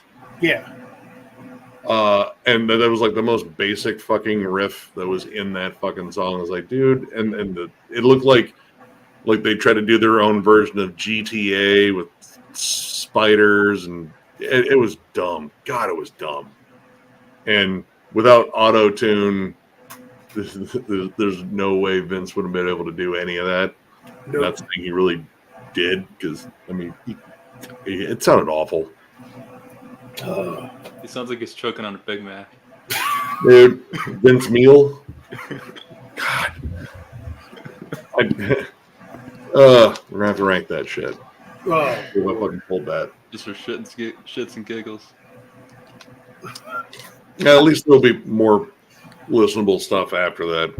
So far, At the Gates is a lock, and I might as well just check real quick and see if there's been any change on the death metal poll. I actually don't mind the Karabi album. Oh, the Karabi album. Self-titled? Is that self-titled? Yeah. I don't think I've ever listened to that one. It's not bad. It's got some good stuff. I like it. Yeah, it looks like Anything Vince Neil did. it looks like Obituaries pretty much stayed ahead of Nile, which I don't know. I mean, all those bands we really would have loved doing, but I mean, it's good to be able to do Obituary finally, because that's like one of my first death metal bands. I think that might have been my first death metal band too. I grew up with Azalea Dying. Well, you're young. Yeah, you're younger. I mean, you get in where you get in. I bought Obituary World Demise because I looked at the cover and was like, this is a metal band. Looked at the logo, I was like, yeah, I'm gonna get this. And I was like, dude, this is fucking cool. Yeah, I'm trying to think the first death metal album I heard. Oh, Mine was probably like either Arch Enemy or Monomarth. No. My first death metal album was Deicide Legion back in '93. I was only 15. That was in the mix. I think the first one I legit heard, because it was the first one I bought was Cannibal Corpse Eaten Back to Life. And yeah, I was like, dude, this is pretty cool. Like the undead will feast, born in a casket, skull full of maggots. Then long after that, or excuse me, not too far afterwards, I heard Morbid Angel on Beavis and Butthead, obviously, with about to be faithfully. But I remember a friend of mine, he got me into Metallica. He was starting to get into grunge, so it's like all of a sudden we don't like click on music anymore. I'm like, hey man, did you ever hear of Deicide? No man, I never heard of that. You got to check that out. He never checked it out. He kept listening to all that grunge crap, like Smashing Pumpkins and all that shit. I Like I try to get into Smashing Pumpkins. There's a couple of songs I do like, but I just couldn't get past Billy Corgan's vocals. I'm still not a fan of him really. Plus, he's older. He's like 50, isn't he? Yeah, I mean like I couldn't really get into him. Like I know they have some heavier albums too, like Gish, but excuse me, really wasn't a fan. Like the first CD I ever bought though was Soundgarden Super Unknown, so I was listening to grunge stuff as well as the metal stuff, and I was kind of confused. Like why do the grunge kids hate this stuff so much? Like there's a lot of heavy shit on both. Whatever. Yeah, I was gonna say in that era, like the bands I did like were Soundgarden, Alice in Chains, and Faith No More. Helmet, Faith No More was like Helmet. huge. The Oh, day I Helmet. gra- Dude, Meantime's still like one of my favorite albums. I love that album. That's still their best album to me at least. Oh, same. The Day I Tried to Live is probably one of the best vocals I've ever heard. Dude, Chris Cornell was amazing. That dude, his range was Too bad he had to be Yeah. stupid. Yeah, he had a range and he had his own voice too. Like nobody sounds like him. yeah. I mean, I've heard people do their best to imitate him, but when you heard the real thing, like hard to replicate. I mean, his range and his ability to deliver it with like some grit to it. Yeah. I'm actually thinking of doing Like a Stone, but I mean, I suppose that's a bit easier. I know a buddy of mine did that. He put up a tribute the night we found out about Chris Cornell. it's in my range, I think. Well, not. It's Well, lower. he had 4 octaves, maybe 5. Well, I only have 2. That guy could sing, man. He could have been a metal singer too. I mean, if you listen to like the early Soundgarden stuff, I mean, he kind of was. Yeah, that's true. Yeah. Damn it! Fell on Black Days. He's a freak. No, dude. Go back to like Bad Motorfinger, like Slaves and Bulldozers. Yep. Jesus Christ Pose. That's a pretty heavy song for them. Yep. Oh yeah. I still got to get like the earlier stuff like Ultra Mega OK, and there's another one in there. Those are ones I've been meaning to get for a long fucking time, but I just haven't. Shit, what the fuck were those? It was Ultra Mega OK and fuck. Here. There's an album before that, I think. Yeah. Louder Louder Than Love. There it is. Or after. I'm trying to think. I think the first song I heard from Soundgarden was oh man. I'm pretty sure it was Jesus Christ Poses. I'm like, that's freaking heavy. If that's, I mean, I was only 13 at the time, so I didn't really understand the grunge thing that's really coming up. If you know what I mean. I mean, that's still a really heavy song. Like, I mean, if you listen to like, there's like metallic riffs on there for damn sure. Then Or Outshined. I mean, the main riff to that. Yeah, that's got a good heavy riff. Isn't Mailman on there? Or is that Mailman's on Super Unknown, and that's a damn good song. Oh man, another one I love, 4th of July. Yeah, dude. Honestly, like if it wasn't on a Soundgarden album, you could have just like plucked that out, and it would have fit in on like a doom metal album. Like that song is bleak. I love that song. That's Oh. probably my favorite, actually. I mean, shit, dude. It's hard to pick a favorite on that album. Super Unknown's got so many damn good songs on it. Oh yeah, even like Spoon Band's still good, even though it's more commercial. Dude, My Wave, I love My Wave. It's a great fucking song. God. Even like Head Down, which is just a strange, weird, atmospheric song. I dig the hell out of that. Like Suicide, Fresh Tendrils. Yep. 4th of July? 4th of July is, that's one I always come back to. Yeah, that's definitely a full-on doom metal song. The day after my birthday. What, in 1994? Wait, you weren't born in 94. No, it was 2 years after. 28 years old now. Yeah. Yeah. Well, you got a long ways to catch up there, Wyatt. Oh yeah, dude. Take your time. Me and Nick are going to be 46 in December. Yep.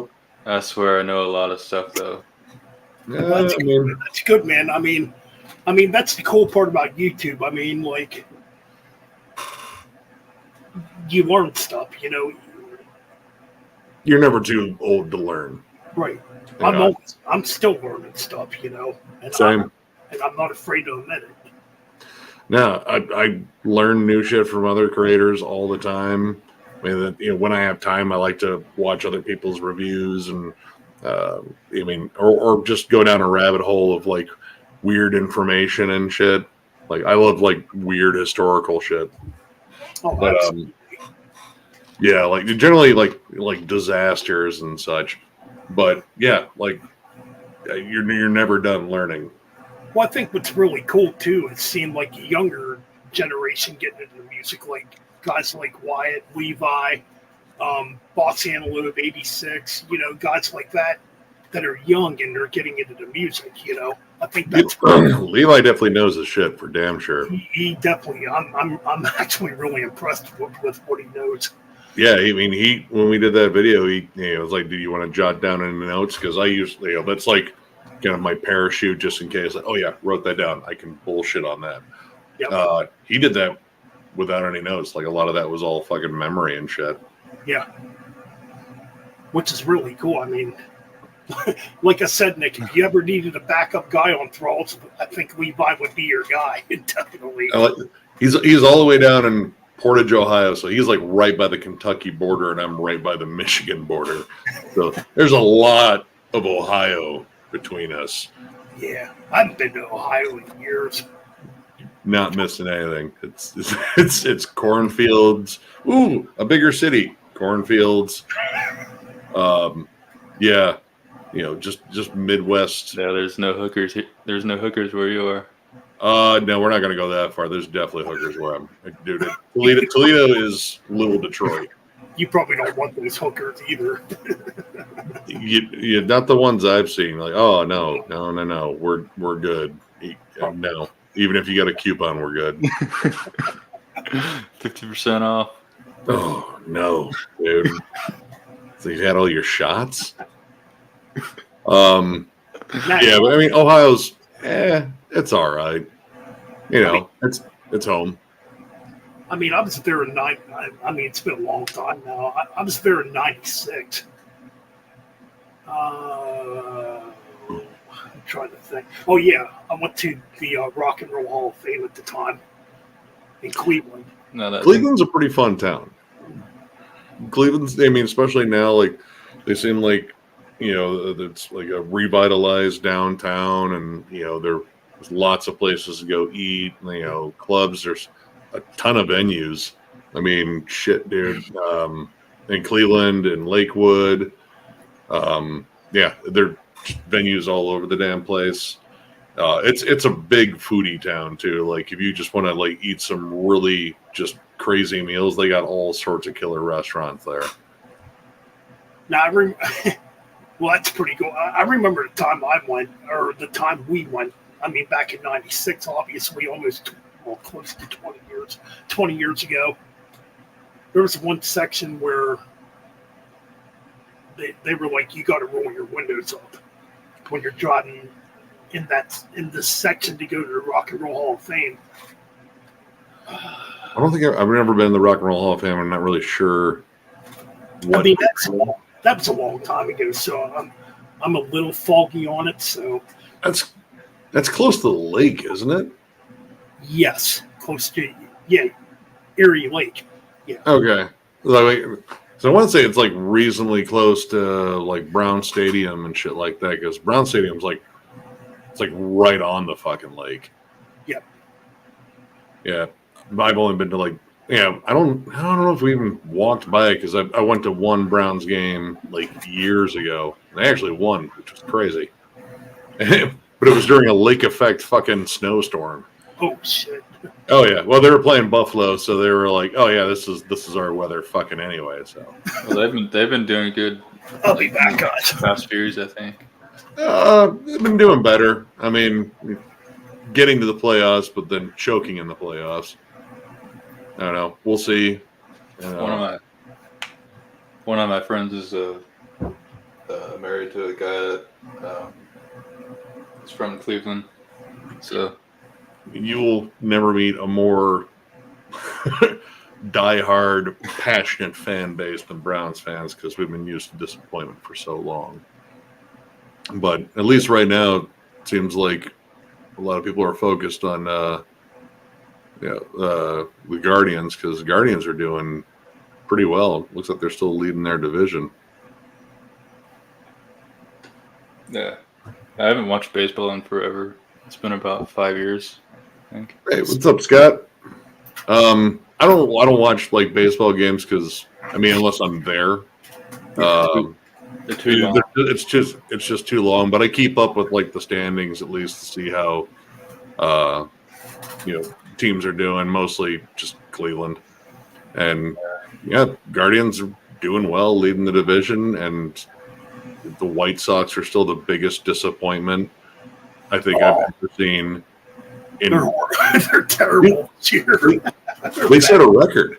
They're the fastest team to get to 100 losses since 1916. What?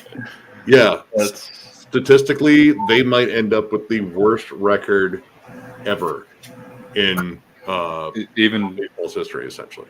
That's even worse than Oakland. Oh, wait, dude! Right now, let's see.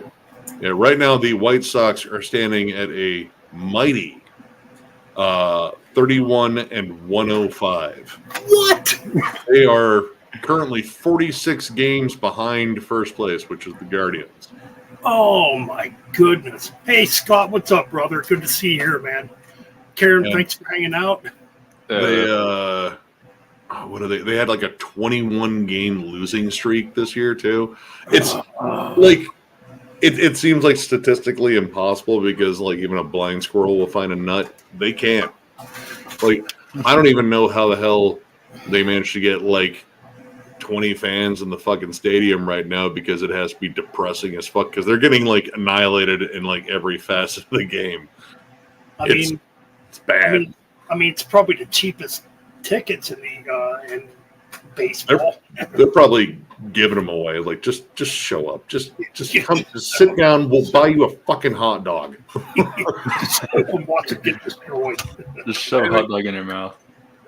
From what I gather, I don't think the Cubs are much better. Well, no, the Cubs are at least in second place in their division, but they're still like 10 games back. Now, I've been kind of getting back into baseball again. I mean, I loved baseball when I was younger. I used to actually play baseball. I played with the neighborhood kids. I collected a lot of baseball cards. I still actually have all my old baseball cards. They're all still at my mom's house. Like Yep. she held on to them for me and kept them in the basement. It's a lot of 80s and early 90s stuff. I was big on collecting both Cleveland Indians and Cincinnati Reds. Like just because I got to watch both. I was in Lima, so one channel would carry the Reds games, one would carry the Tribes games. Like, oh, cool! I get to see both. Yep. And yeah, I mean, I was a big fan of like individual players too. Like, I got like probably a ton of fucking Mark McGuire cards, fucking Frank Thomas, Eric Metcalf. I'm pretty sure I have a Ken Griffey Jr. rookie card. I got a bunch of those. I didn't have the really sought after one, the '89 Don Russ one, where it had like no stats, whatever. Yeah. But I got like the tops rated rookie, the Don Russ one that came out the following year. Fleer probably had like some Bowman cards too. Like I was huge into collecting, and then I started collecting comics around the same time. and one had to go. And then, well, the baseball strike fucking hit. Ben, what is this? Do you have a Nick bobblehead? We don't have bobbleheads unless someone's making them. They shouldn't be. That's unlicensed. What, is somebody making that shit? I I hope not. Well, we found like there was someone actually trying to sell like boots of Thralls and metal shirts. You know, it happens. Really? Oh yeah, I did it. I've run into other YouTubers and bands. Is like, yeah, there's fucking, you know, vultures out there. Yeah, that's the crap you gotta. I mean, that's the crap you're gonna deal with too. I mean, when your channel gets bigger, you're gonna have these people, you know, they're gonna try to do anything they can to frame you. If you know what I'm saying. Oh yeah, no.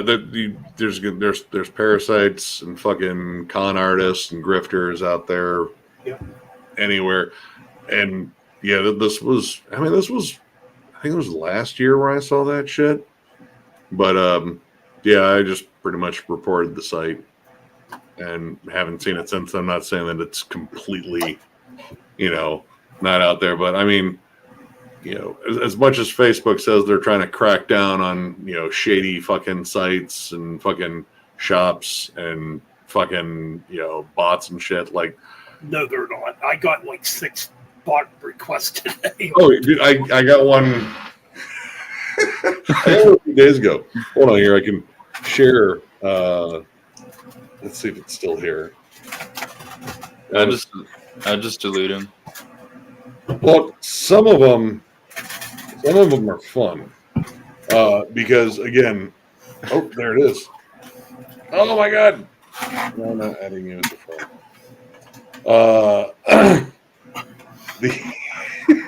They're all right. They're bots, and they just do automated responses. And I know that. And I took one look at this profile that messaged me, and it was like, "You're not even remotely real." So I had fun. I just, you know, typed whatever came to mind. So this one asked me how I was doing. Is that I'm good, and you, and you know, you can tell it just by the phrasing in here that if this was a person, English is not their first language. Either that or it's a bot and it's just automated responses and they're still fucking it up. Probably some Indian guy. Could be. Let's see. So this one hit me like, what's up, blah, blah, blah. And then hits me with this comment. Well, I think no one knows. I was looking for my friends and I came across your profile view that you looked handsome. That is why I said to you. So I'm sorry if that bothers you. Okay. Dude, that's the one I got out. Well, mine so works. I said, I'm flattered. Where are you from originally? I specified originally. Good. I'm very pleased to meet you. I'm in Bargersville, Indiana. Are you from? I thought you were gonna say Burgersville. I mean, that might be a real place. I didn't bother looking up because I didn't fucking care. Let me see if it is. So I wrote back, Nepal, beachside though. You know, Nepal's landlocked. You just see if Jew, they go, oh, wait. So she said, it's great. What are you doing in life? I work in hairdresser, and you? What are you doing for work? Question mark, question mark. I only work. So I keep having fun here. I only work part-time as a necromancer, but specifically for people's pets. So the next automated response. Well, what do you do in your spare time? I love music and also like cooking. So tell me what you do in your spare time. So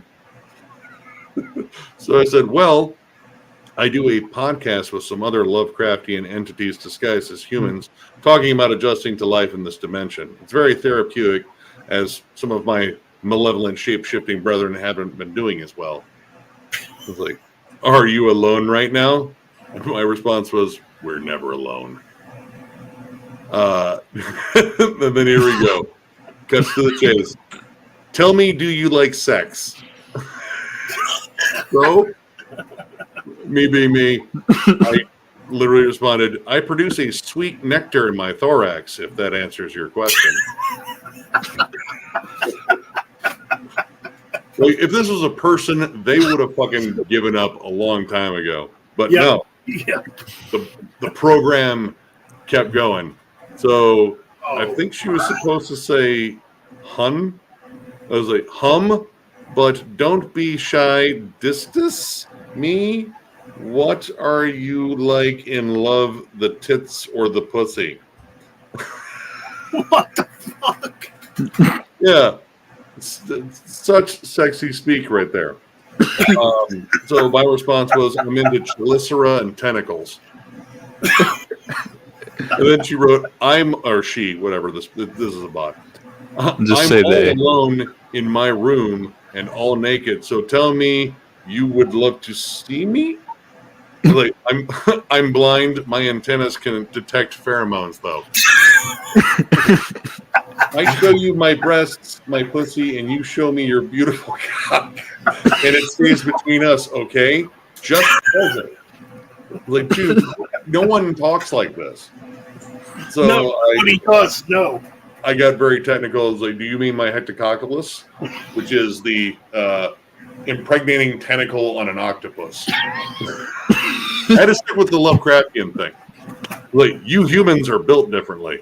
I was like, oh, okay. I would call you to video chat on Facebook if you want. Do not be shy, okay? No, anyone that sees my true form gets space herpes. It's a curse I have to live with. But they eventually just quit after that. But yeah, that's why whenever I get those, that's what I do. Because if it is a person, I'm wasting their time. Pretty much. And I'm having a blast doing it. And if it's not a person, I'm having fun just to see what the automated response will be. It's like, this is because it just, it's like in between like listening to music, like, oh, they responded. Okay. Yeah, something about bugs and shit. Oh my god. Dude, the one I got, I didn't respond back to the one I got earlier, but this one, this one fucking responded back. I'm trying to think what she said or what this said. Yeah, I just left my husband. My husband was an asshole. I'm looking for a man that's only interested in a one-night stand. Best of luck finding that person. I wish you luck. Go away. Scott said English is funny. Dude, like I said, if it was a person, they really stuck with that script for way too long. And if it wasn't, then their fucking bot is fucking stupid. So then when I went back to try to reply back to the account, I actually wasn't even going to reply back to the account. I just went and logged on, or I clicked onto it. The account was gone. Dude, there's been quite a few that I've had. Like, there's one that was definitely a person, and I looked at their account and looked like photos, whatever they had up, anything I could, and they were telling me they were from some bullshit town in Ohio. I was like, oh, that's interesting, because the account said it was in Lagos, in Africa, and I was like, wow, that's interesting, because like talked about I was like, man, like, I don't know if I could go anywhere. I don't know. I'd like to go to Lagos. What do you think about Lagos? It's nice this time of year, isn't it? In Lagos, where you are. But yeah, like, never respond with any voice text, because there's a lot of like programs out there that can just take your voice and mimic it.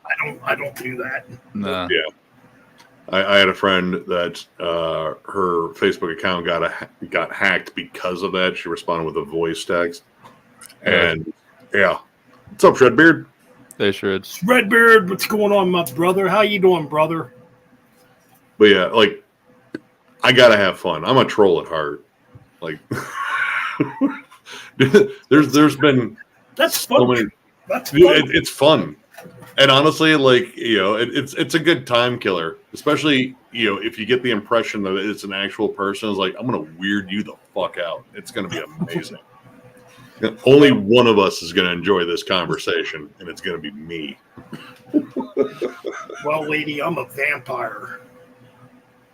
I don't think I've gone with vampire yet. No, I've never gotten on that either. I've repeated the necromancer thing, like when they asked, like, oh, how old are you? And it was like, 500, give or take, 5 to 10 years. I age well, though. Stay out of the sun, eat vegan. Just kidding. No, I don't eat vegan. People. Yeah, we could tell. Yeah, look good for 500 though. I love just wasting, like scammers' time as much as I can. But luckily, my phone is really good about the scammer detection because iPhones are awesome with like virus protection, scammer shit. Yeah, I got a scanner app on my phone too. Yep. And yeah, like I used to just like message them back with just the dumbest shit possible, but yeah, they don't even bother on my phone anymore, so I have to wait for them to show up in Messenger. So how old were you when you started doing this? When I started trolling people on phones and Messenger, dude, I was doing like crank calls when I was a kid, back before caller ID fucking ruined it. Dude, back in our day, man, before the internet, there was landline phones. You could like listen into other people's conversations. I remember rotary dials and all that shit. I remember when I was in high school, one of my dumbass friends was telling me Jerky Boys. There you go. Telling me to prank call someone and tell him I'm a refrigerator repairman.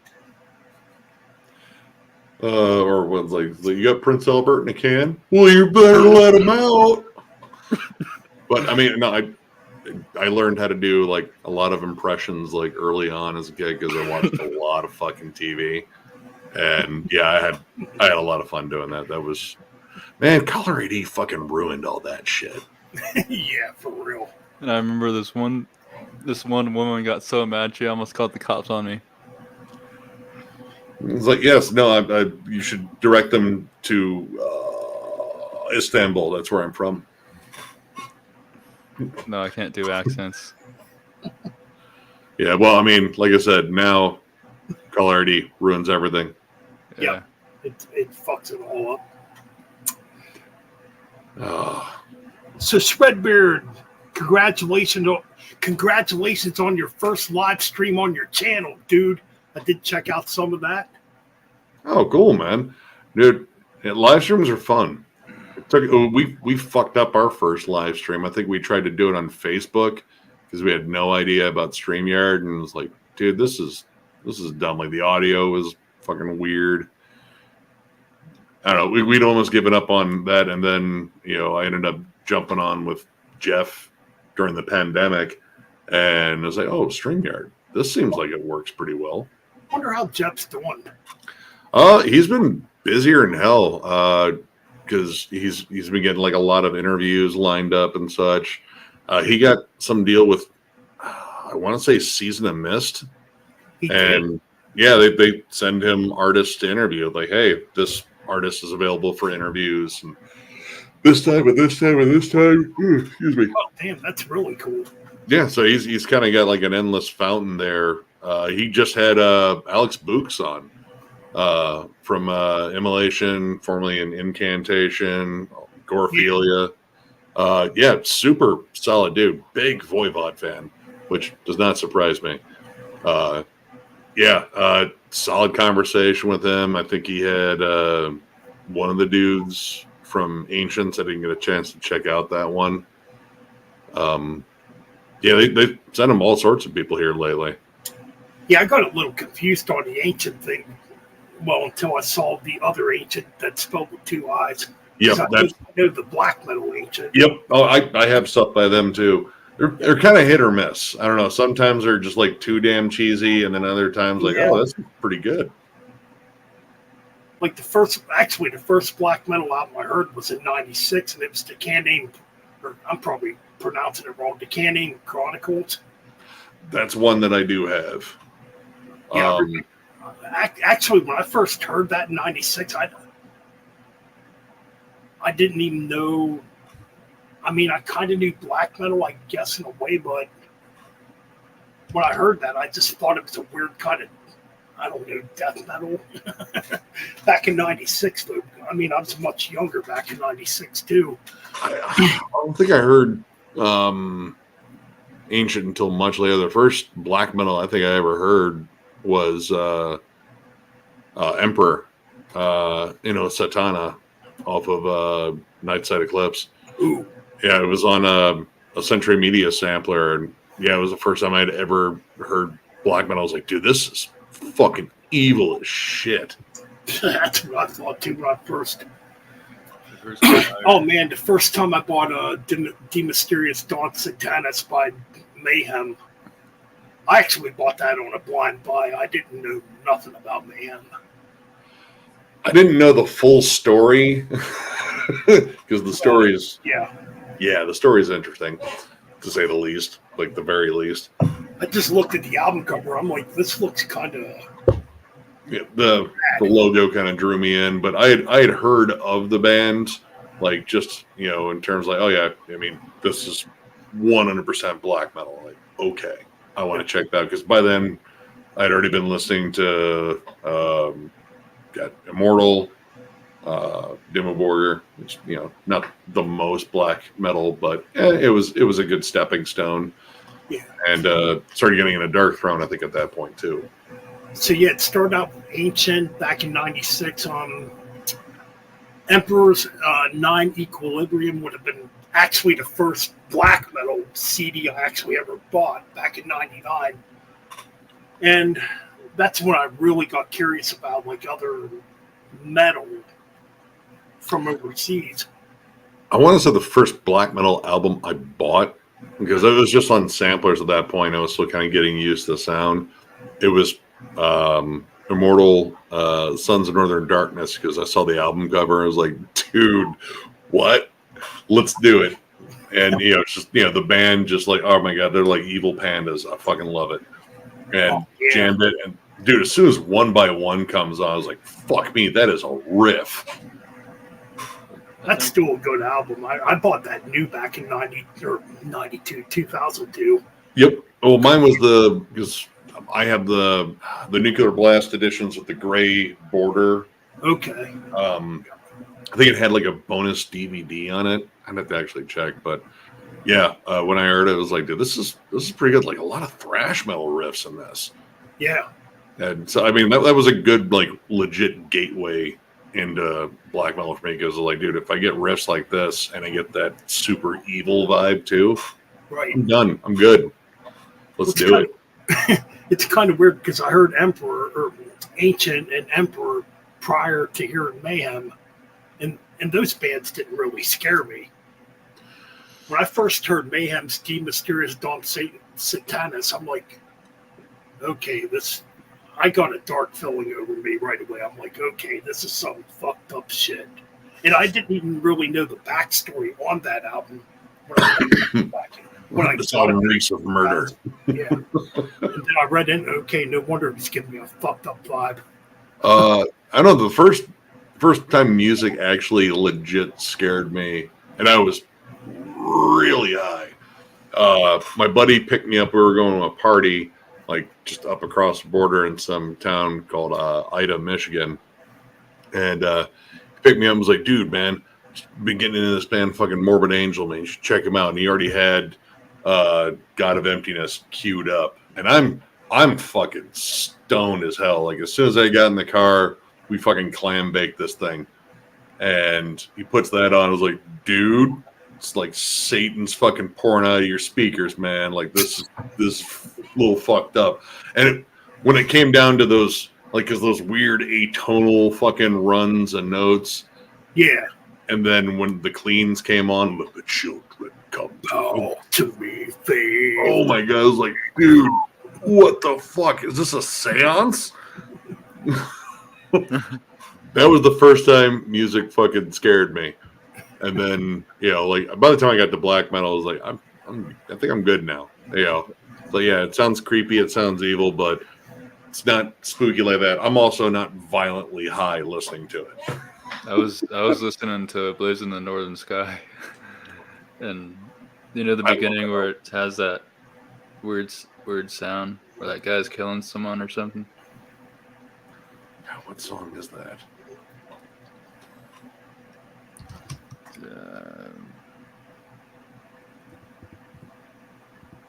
It's the first song, I think. Oh, Catherian Life Code. Might be I that don't know. one. I don't know. I can't remember. I haven't listened to that album in a while. But yeah, that scared me. It's freaking weird, man. I guess I'm getting freaking old. Well, me and Nick are the same age. I can actually remember a time too where Metallica was called evil. Yeah. You know, I mean, well, the envelope keeps getting pushed. Like, you know, like what was evil in the past? Like, you know, parents like flipping out over like Twisted Sister and Wasp and shit like that. Then Kiss and Slayer comes on, I was like, well, that's fucking absolutely evil as shit there.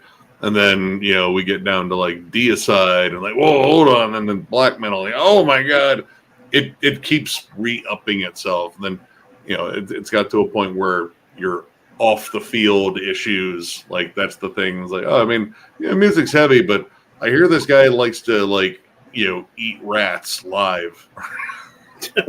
he likes to bite heads off bats and stuff. Yeah.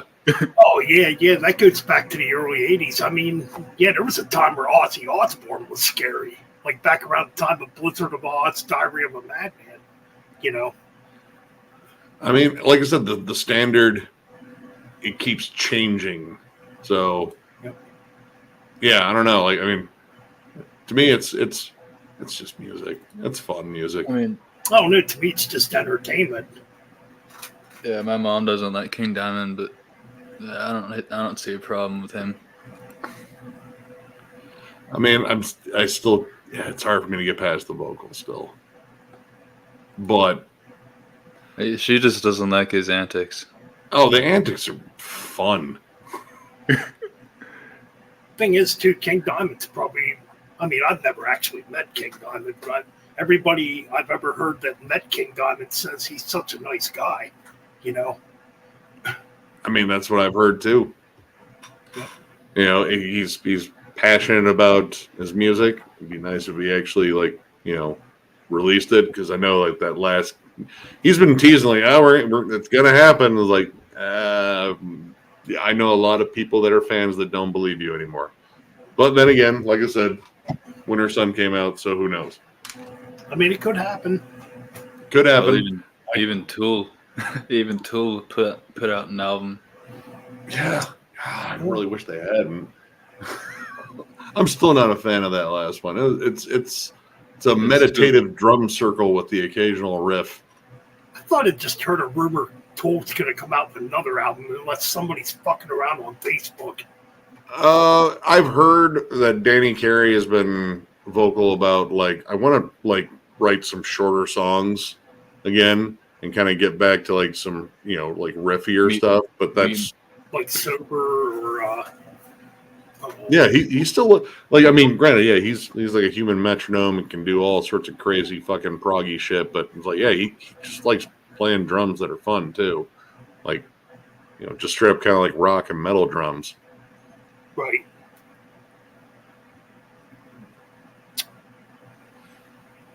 I was just Check out the comments section here.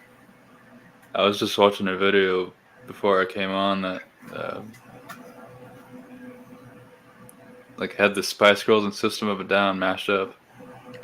Those mashups are interesting because I brought up when we did the Meshuggah ranking how Bleed really took off on Obscene and became like their token big single, and people did mashups with it. And one of the big mashups that actually got like a lot of fucking views was the one with Lady Gaga for Paparazzi. They called it Bleederazzi, and oddly enough, it worked. It kind of worked as a song. Was it her vocals on top Her of vocals, on that fucking like chugathon. Because I can't imagine. Yeah, I mean, it's still probably on YouTube, but yeah, it kind of took off. Ooh, excuse me. Sorry. It became its own little thing, and it was after that I started seeing like all the fucking mashups like show up even more. But I mean, some of them were okay. Like I saw someone like, God, what did they do? They did a Madonna song and mashed up with Carcass. Corporeal Jigsaw Quandary, and it was okay, but the Bleederazzi one, it almost sounded like they actually had like access to the masters and shit, and they were able to really like fine tune it to make it sound like legit. Because I can't imagine Jens screaming over Poker Face. It did have one scream from Jens, like they had one part in there where there was a scream, but the rest of it was all Lady Gaga's vocals, and it was interesting to say the least. And if anything, it kind of bolstered the fame of Bleed. I was actually thinking of doing Phantom of the Opera. Oh, the Iron Maiden one? No, the original, like the. Oh, okay. Like, I never did the Phantom of the Opera thing, other than like. Oh God! Well, I mean, the original was it Lon Chaney movie? I don't know. I do have to say though, Ghost covering Iron Maiden's Phantom of the Opera was pretty damn good. It was. I know Paul Di'Anno hated it, but Paul Di'Anno hates a lot of things. Pretty much everything. They did a good job with it. Honestly, one of my favorite covers on there was The Genesis one? the Genesis one. Crushed it. Which one was that? Something about Jesus. Yeah. Oh, fuck, what the hell is the name of that damn song? God damn it. Had Jesus in it. Jesus Jesus Knows Me, or Jesus. Yeah, Jesus Knows Me. Yep. Jesus Hates Me. Wait, no. That would be funny if it was called that. Honestly, those Ghost covers, because apparently he said that we did like a full album of those just because we were having fun with them. But the Jesus He Knows Me, and honestly, dude, they crushed the Tina Turner one. We Don't Need Another Hero, and I think she died. Oh, speaking of covers, did you hear about that Bryan Adams? Those two Kiss songs he covered? Oh, yeah. He covered War Machine. I mean, he actually wrote War Machine, though. Oh. Yeah, and Rock and Roll Hell. Oh. Yeah, that one I didn't hear. I did hear the War Machine one. I wasn't so crazy about the War Machine. I actually thought it was pretty good. Yeah, the verses are kind of heavy, but the rest of it isn't. All right, chat. Poser alert here. There's a Bryan Adams song I do like. Run to You. Oh, dude, I know that song. I Dude, I mean, shit, dude. Like, let's say, like one of my earlier slow dances in fucking school was whatever that fucking song was on Robin Hood. Everything I do it for you, or Oh, yeah, that song, yeah. It was actually my first slow dance ever was Hotel California, but that one song was in there a lot. Plus, I did like that Robin Hood, even though like Kevin Costner could not hold on to an English accent. Yeah, everything I do. There it is. Yeah. I might have made out with that chick too. Thank you, Bryan Adams.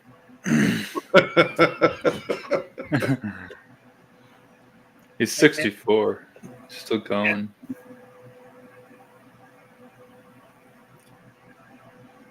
Hotel California was ripped off from Jethro Tull. That doesn't even sound like a very Jethro Tull song, but Oh, it's about.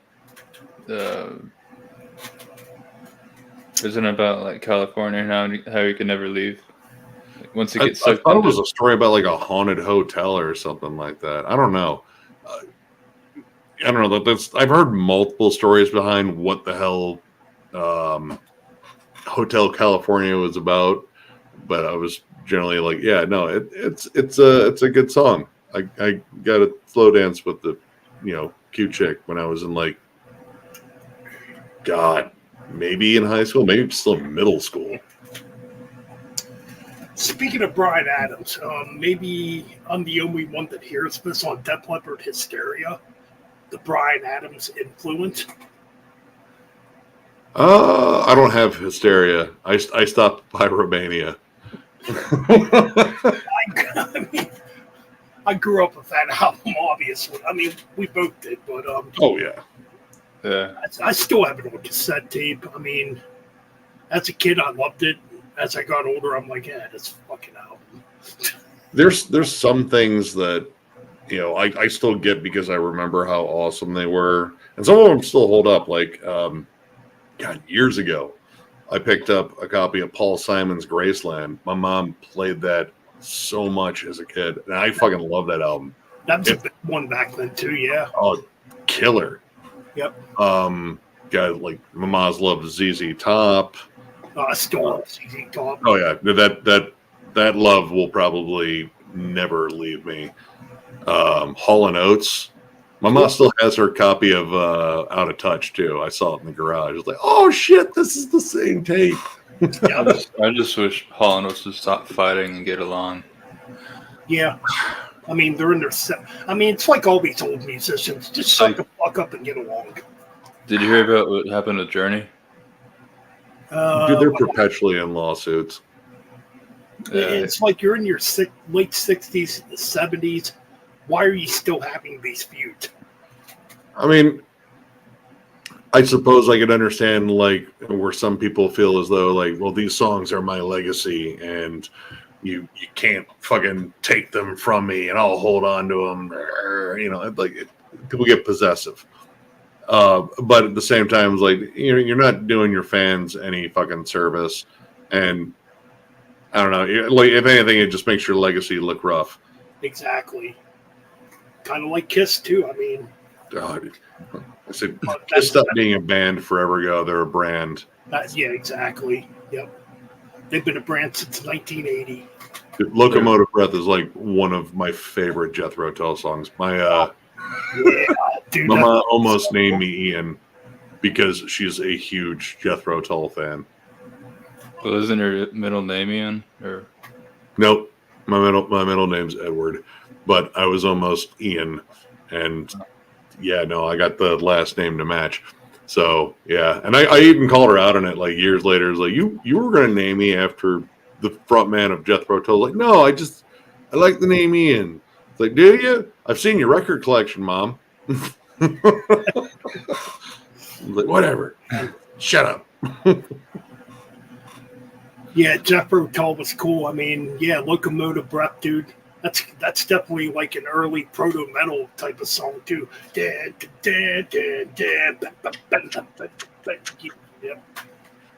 Yeah, that song's fun as hell. Bungle and Jungle, fucking love that song. God, fucking Ian Anderson's gonna be on the new Opeth. Really? Yeah. Oh, shit, now more. Oh yeah, he's guested on there playing flute? playing flute. Oh shit. Oh shit. That one, like, I heard that before I even heard like the song and everything. I was like, oh fuck, we're going like ultra mega fucking prog this time, aren't we? God damn, could you imagine if Opeth got David Gilmour on an album? Or like Give him like the longest lead break ever and let him just dry hump those fucking bendy, beautiful leads. Ugh. because the thing is, I mean, the thing with Opeth is like going back through the years. I first got into Opeth. It would have been in 2000. Yeah. There was a website back then called darkwood.com. That's how I first heard Opeth. And back then, Still Life was the newest album, and I'm listening to it. I'm like, this kind of sounds like a mixture of like Alice in Chains, Pink Floyd, and death metal. It's pretty accurate. That's the vibe I got back when I was 21. You know, at that time. I didn't get Still Life until much later, but my first one was Deliverance, and like that's like one of their heaviest albums. So I was like, fuck yeah, dude, this is just gnarly. But then I got Damnation after that. And I was like, wait, what? But I ended up loving it too. Like, do Closure. That's like one of my favorite like soft jams by Opeth. Right. And Death Whispered a Lullaby too. A lot of good songs. Yeah, I'm for the first time in a while, I'm actually kind of excited for a new Opeth album. Yeah, I'm really happy too. But no, the first, after going on darkwood.com, I looked up my friend Aaron at the time, and we're still friends. I mean, we don't hang out much anymore because we're in distance.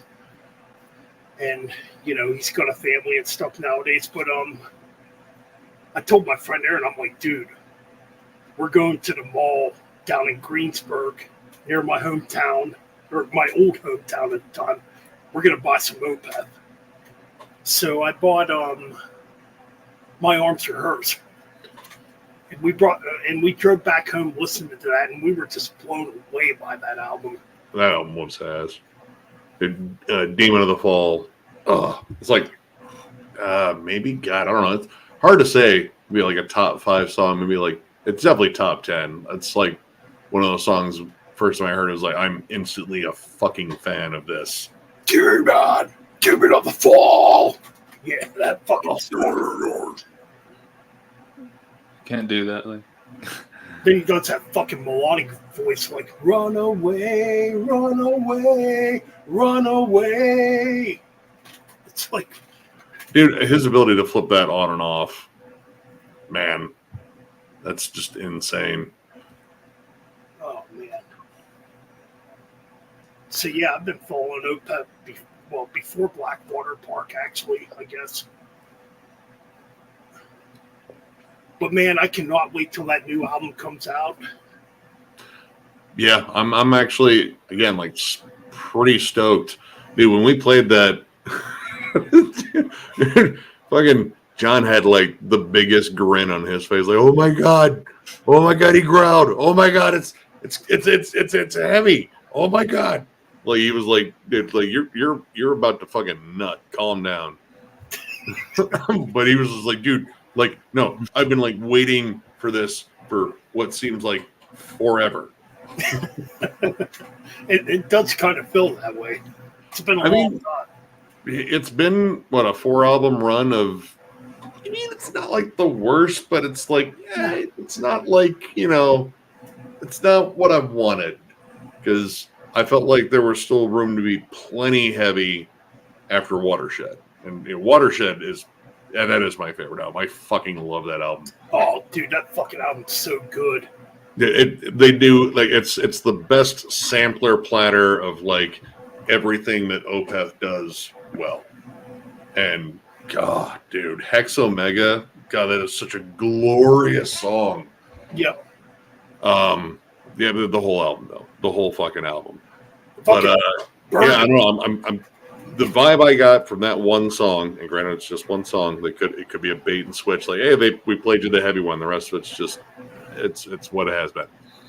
I'm hoping that's not the case, but it feels like that's kind of that intermediate step between Watershed and Heritage. Like, this is the transition maybe we needed before you went all like super proggy. Right, absolutely, yep. there was still some heavy stuff on the last album. I like, out of the prog era, In Caught of Venom was probably my favorite album out of this last run of albums. It felt like a more focused version of Sorceress, and there were some heavier songs for damn sure. But it still, again, wasn't quite where I would want it. But I mean, I saw him on that tour. Actually, that tour was right before the fucking pandemic hit. And I remember, actually, my brother-in-law ended up getting sick at that show. Yeah, there's a lot of songs on that album I really enjoy, especially the last song. God, what was that one called? All things. All things will pass. Yeah, that is a great fucking closer. I never actually listened to that album. It's I good. guess I'll have to listen to it, I guess. I mean, it's not like super heavy, but it's heavier for that era. Like it's on par with the Sorceress. Oh, later, Scott. Take Good care. hang, Colin. Thanks for hanging out, brother. Oh shit! Actually, I'm gonna dip out here because it's already getting late. And I think there's Yeah, it's getting late. Yeah. Yeah. But thanks for having me on. Good seeing you guys. Always good to have you on, man. And check out the new Deceased album. Holy shit, that's good. Oh, yeah. King Folly might want to kill us right now. Oh no, that's the review that's going up tomorrow, man. We jammed the fuck out of that, and that album is it's a nice spooky fucking blast and fucking riffs. Oh my god. Yeah, they still write great music. Oh yeah, they have not lost their touch whatsoever. But yeah, I'll catch you guys later. Thanks for having me. All right, Nick, take it easy, brother. All right, it's me and Wyatt right now. What time is it, anyways? It's like after 3 for you. Oh, 3 hours. Oh, wow, it's a little early. All right, so hey Ben, would you like to take a donation to play that song? You know what? I mean, I'll play it. Spreadbeard, thanks for hanging out, brother. You know what? You do good things on your channel, dude. You bring positive vibes on your channel. Same with Barry from that Go Metal show, you know. But yeah, Scott, man, I'll play something. I mean, you don't even have to send a donation, really. I mean,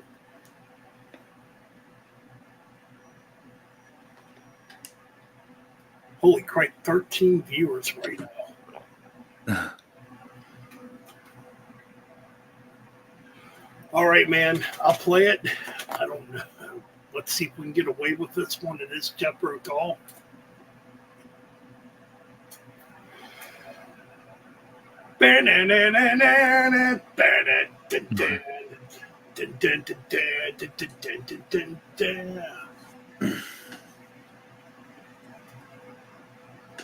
All right, so Watt's going to hook up his electric guitar, and he's going to play on the guitar.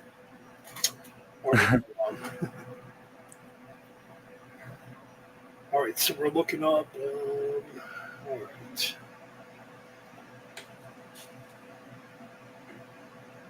I don't even know if I'm going to get away playing this one, to be honest.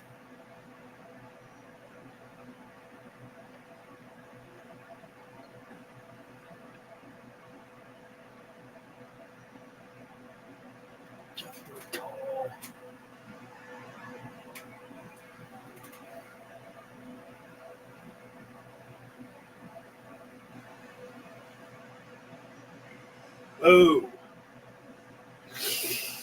Ooh, this can be risky. Very, very, very, very, very risky.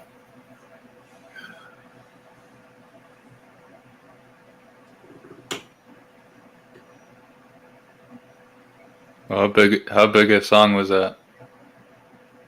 What's up? How big a song was that? I mean, it's Jethro Tull, though, a big name. And it's 7. You know what? I'm not even going to try it, dude. Nah, just because it's Jethro Tull, I'm not going to risk it, dude.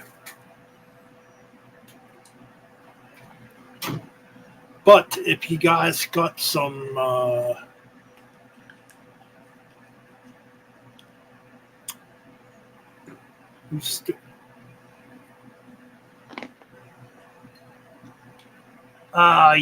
yeah, that's definitely not getting played here either. No Donny Osmond. Come on, man. Are you guys trying to get me kicked off YouTube? Come on, man. Request real shit.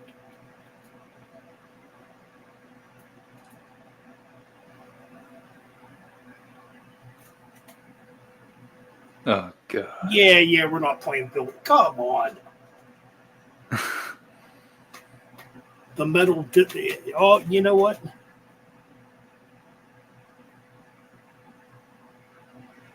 You know what? That now Lord Pride's making sense, man.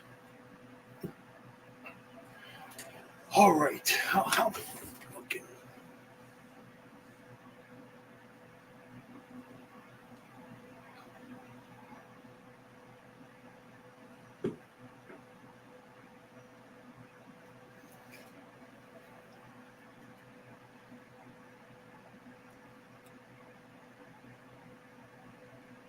You know what? I think it's best we just do a radio show tomorrow night. Yo.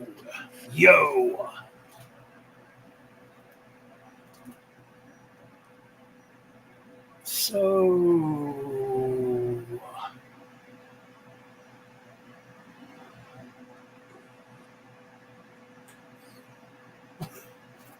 Yeah, I don't think so, Jeff. Fuel, dude, that fucking dude, they're from Pennsylvania too. That band Fuel, they're a fucking dickhead.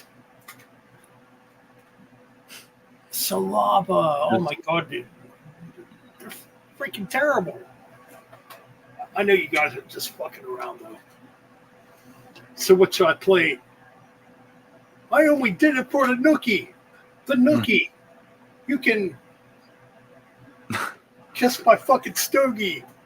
It's smoking up your ass. Yeah, right. Yeah.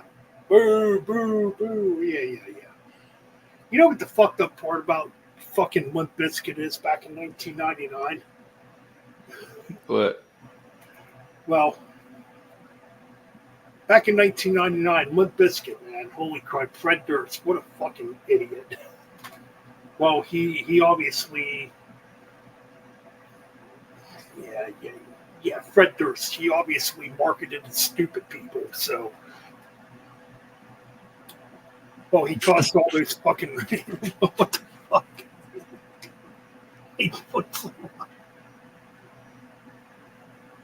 Oh my god.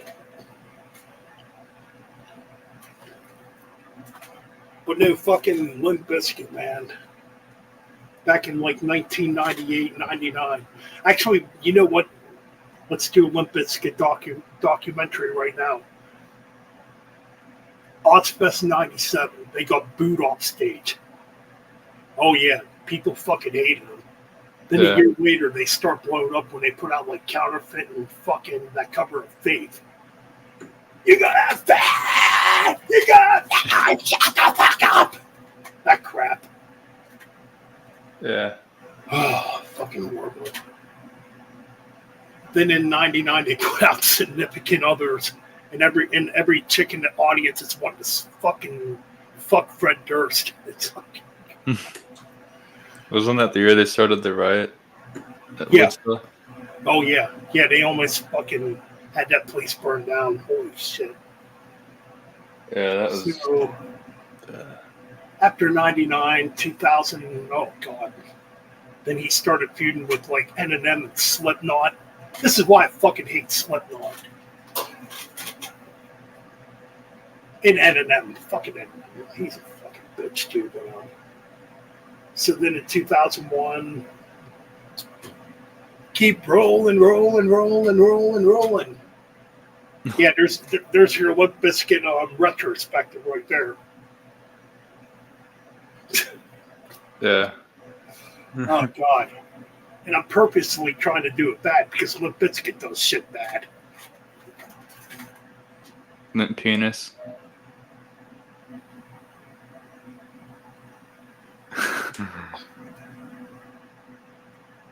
Jeff, I'm just fucking around with you too, buddy.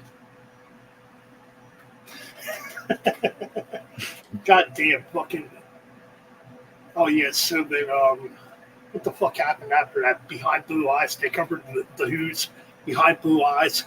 Then they got a new guitar player for a while. Then Wes Borland came back, and ever since then it's been Fred Durst trying to recreate 1999. That cover of Behind Blue Eyes is Oh, Fraser's backstage, I guess. What? What? What? What's up? What? Ladies and gentlemen, look who's here. Yeah, I was on Francisco for a little bit. Man, man. man. You I was fucking with some guy named Chewy and shit, man. That's the fuck yeah. I didn't know he's still on, man. Well, we were going to end it, and then we just started talking about Limp Bizkit, your I favorite, heard I just your walked favorite in. band. I heard you. What's up? Limp Wyatt? Bizkit. Limp Hey, what's Bizkit. up? That's your favorite band. Hell no, limp dick. Shit. Nah, man, just chilling, man. I'm surprised I'm still up, man. Oh, man. Well, thanks for coming on, man. Yeah, I'll come on for a little bit and shit until we got ready to end. Yeah, man. We still got Karen in the chat room. We still got Scott, Sarah, Jeff Chapman here. They've been What's hanging up? out since the beginning, man. What's up? They're like, man, these motherfuckers should be famous. They should be more famous than Fred Durst ever was. Yeah, man, just chilling, man. Fucking got a big old case coming up here in Houston in a couple weeks. No, not this Monday, following Monday, man. I don't know if you heard about it. You might. This is gonna. I was talking to one of the DA people today at work and shit. Okay, I'll tell you who it is. There's a guy named Going, whatever his name is. Okay, he was a police officer, and this happened in 2019. They raided a house and killed these couple people and stuff like that. And it's a big major case coming up and shit, man. And we killed these two couples. And it said drug deal went bad and all that crap, man. This is going nationwide, man. It's a big case here in Houston and shit, man. Fucking crazy, man. Man, that's fucked up, man. I mean, His name's George going something. You look it up. You can look it up, and I mean, it's supposed to be like a crooked cop and shit, man. That's crazy. I know what the fuck I'm talking about, but fuck the shit, man. man, that sucks. Yeah, man, that sucks, bro. I mean, are you involved with that? I mean, do you? No. You know I'm not a police officer. and shit. Okay. No. I just work at the courthouse and shit. Yeah. And all crap and but hell no, dude. But my brother's involved with it, man. Well, he's not a lawyer. I mean, he's a lawyer, but not a criminal lawyer. City's getting sued and shit, and my brother's involved with that and shit, man. Yeah. Well, that's a different case and shit, man. Same case, but my brother's not a criminal lawyer. He's a corporate lawyer and shit. Yeah. Oh crap, man. Oh man. Yeah, it's fucking chilling and shit, man. Yeah, that's cool. You got a new job, dude. Yeah, man. I mean, yeah, after next week, I'm not going to be on YouTube much anymore. Yeah, I heard you saying that and shit. Yep. So if y'all want to donate $1 million so I don't have to go to work no more. Hey, I'm fuck joking. everyone. I'm joking. I know you are. Some Fuck, I could use $1 million and shit. Anyone would, dude. Shit. some troll will be like recording me and turn to it. Oh, Metal Bed was begging for $1 million. Oh my god! Yeah, you're a special person. You're probably one of the morons that's gonna murder somebody someday. Yeah, I'm going somewhere today this afternoon, shit, here in Houston, called the Houston Heavy Metal Market and shit. Oh yeah, that's cool. Yeah, probably seeing Francisco. Probably seeing more to Red too, man. Oh man, we got. You know what? We got to get Francisco on the channel yet too. I'll ask him and shit, and I'll talk to him tomorrow and shit. I mean, I know a few months ago he offered to come on. I mean, this was probably about back in May, I guess. Yeah, I'll talk to him tomorrow and shit. See what he says. Oh crap, man. I know. Or today, you can say today because it's after midnight and shit. I'm pretty sure Rebic would come back on. Yeah. Rebic loves Metal Bed. He's a cool guy, man. If I see him tomorrow, I'll talk to him too, man. We're gonna get all the fucking heavyweights on this channel. That's right. You supposed to get homeboy too, man. Barry. Yeah, we gotta get Barry back on too. Yep. I don't know if next time I see him on this chat, I'm gonna ask if he heard about this guy I was talking about. He probably has. I mean, what do you expect? He's a police officer and shit, man. You know.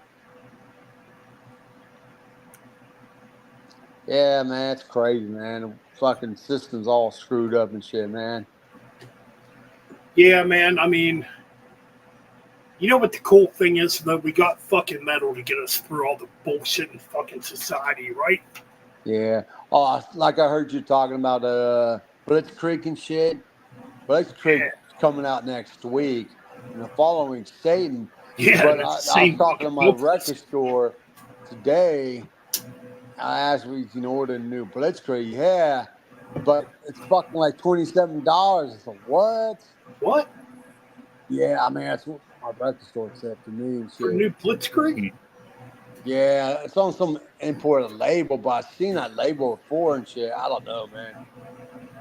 I'm not paying $27 and shit, man. No, that's too much. Shit, I mean, Yeah. stores, how stores got a price to, the fucking prices and shit, man. But I was gonna see if Amazon had it. Had it one time, but it went bye-bye. Looks like it's turning unavailable. Maybe I'll put it back on Amazon again and shit. Absolutely. Oh, I mean, that's kind of the shitty part, nowadays, because a lot of people aren't buying CDs nowadays. And, I mean, people are not. I think that people. I mean, I'm amazed. Fucking people still buying vinyl, man. Vinyl's too damn fucking expensive, dude, I can't fucking afford to buy that shit.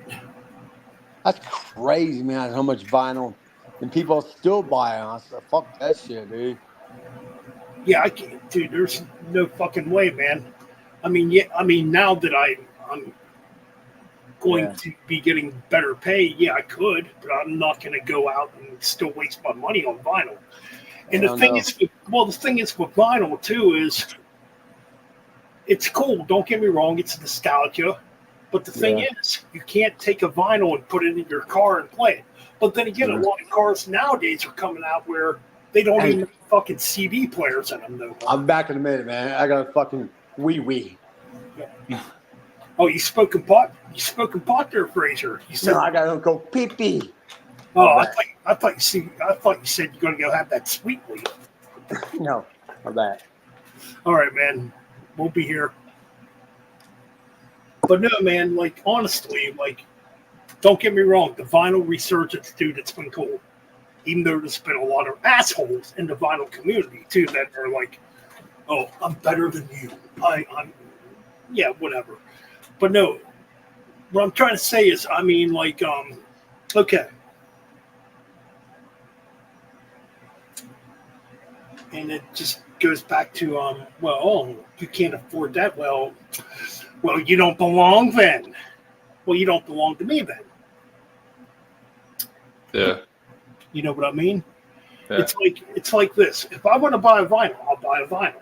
I'd rather buy CDs because I can put them in my fucking 2016 old antique car and blast that son of a bitch down the fucking road. Come on, Wyatt, you're supposed to laugh about that. That's my little rock promo. But no, like modern day vehicle, and this is bullshit too. Yeah, a little bit of a rant here. This is fucking bullshit. Like modern day vehicles don't even come with CD players no more. When there's still a lot of people out there that want to play CDs. Maybe want to play cassette. It's fucking stupid. I rest my case. Yeah, that's dumb. That they don't come with a CD player. Yep. It's like if you're too lazy to go out and buy somebody's fucking album, then I don't know. To me, you're not a real fan of that artist. And we've talked about that many times over the last 6 years on this channel.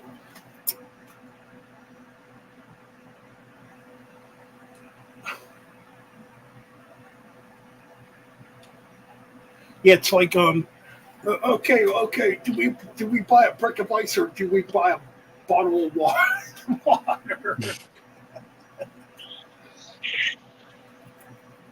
That's a good analysis, though. If you want to do some comparisons, I mean, holy crap! I mean, this is why nowadays you kind of got to laugh at stupid people. Stupid people come in all forms, all shapes, and all sizes. Stupid people come in ignorance on ethnicity and just pure stupidity. You know? Yeah. It's like, Kumbaya, my lord. Kumbaya, my lord. Is that the new Nile CD? Oh, shit. Yeah. Got it. Yeah, there we go. Yeah, that's it right here. It's a really good album too. Yeah, it's on the Napalm Records. You said. I'll be back in a minute, boys. Excuse me. Yeah. Damn, are you feeling better, dude? Yeah. Excuse me. I'm gonna mute this for a second. All right. I'll be back. Okay. Hey, Wyatt, how much are the fucking shirts at the Megadeth show? You look at them or no? No, I tried to get out of there as fast as I could. Yeah. You just didn't want to look at the shirts? I mean, they were like 45, 50. That's crazy, man. Is it one-sided or two-sided? Do you know? I think it was two-sided. Still, that's a lot of money, man, for fucking shirts now. I'm going back. I know you're younger, a lot younger than me, but fuck, man. I mean, shirts used to be $10, $15 back in the day, man. Yeah. Fucking ridiculous and shit, man. How long did Megadeth play? An hour and a half. Oh, that's cool. Duh. Should be headlining, duh, and shit, man. Did people get in? I mean, I know you say you like Mudvayne and shit. I mean, they're okay. I mean, hey, no big deal, man. If you like them, you like them. No big deal. No, I didn't. Well, people you didn't want to go boo or anything like that? I mean, I wasn't, but there were some people around me to going doing that. Yeah. But fuck, man, that's crazy, man. Mudvayne and whoever the other, yeah, that happens, man. All That Remains. Yeah, how were they? I mean, I'm not really into them, but they were good. Better than Mudvayne. All right, what's up, guys? Oh, go ahead, Mike. You can keep talking. No, he's just asking how the concert was. The Megadeth. Shit, dude. I mean, the guy's doing Hell's Hero next year. He's going to announce the second lineup coming up next week. We'll find out who else is playing and shit, man. But I'm looking forward to find out who else is on this bill, man. I hope we get some more British bands. Shit, man. Go ahead. Oh, I'm just saying, I mean, I got this. Yeah, last night, when I was home, I just got the spark to want to write music again. I mean, I'll be honest, I was losing, like, my drive to write music because I'm like, nobody's going to fucking care about it. But then again, you know, when it comes to metal, is it really about who cares about it, or it's about the true ones they carry. You know what I mean? So I'm sitting there, and I put up a shitty short video last night, and it was shitty. I hooked up my drum machine to my guitar amp and my pedal, and I was just trying to jam along with it. I was coming up with something I thought was kind of cool. It kind of got me a little motivated. I'm like, holy shit, yeah. And if I go home and do that every day, I'm just gonna keep on writing really badass shit. If you know what I mean. Am I making sense here? Yeah, you are. Mm-hmm. Because I was losing interest in wanting to even write music anymore because, I don't know, just with the way everything is. And that's something 10 years ago, before that, I never would have fucking done. Even though I'm fucking nothing when it comes to music. Way you enjoy it, man. If you get burned out, you get burned out, you know? But man, I hooked up that drum machine. I started, and that's what I did. It sounded like fucking shit. It wasn't like perfectly recorded or whatever. I mean, it's just me sampling out something. You know, I was getting ideas for a new song like right away. So Yeah. once I tighten that up, it's gonna sound fucking killer. And the song's gonna be called Receipt Retrieve.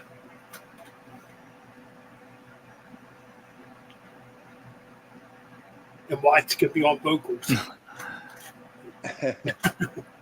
No, but it's really gonna be called that. Yeah, because I'm sitting there like writing some riffs. I'm like, man, I'm not feeling inspired. Which is weird because I just see what's going on in metal, and a lot of it really pisses me off. Like, okay, let me narrow it down right now. Okay.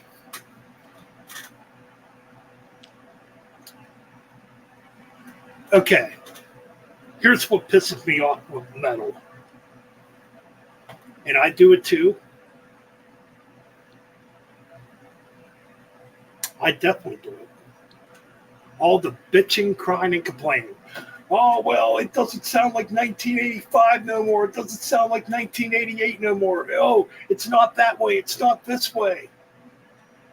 We're all guilty of this. If we were around back in the day. Like Wyatt here, he likes Amon Amarth. He probably likes shit I don't fucking like. Right? I do like a Martin Marth. I call them the rotating heads, man.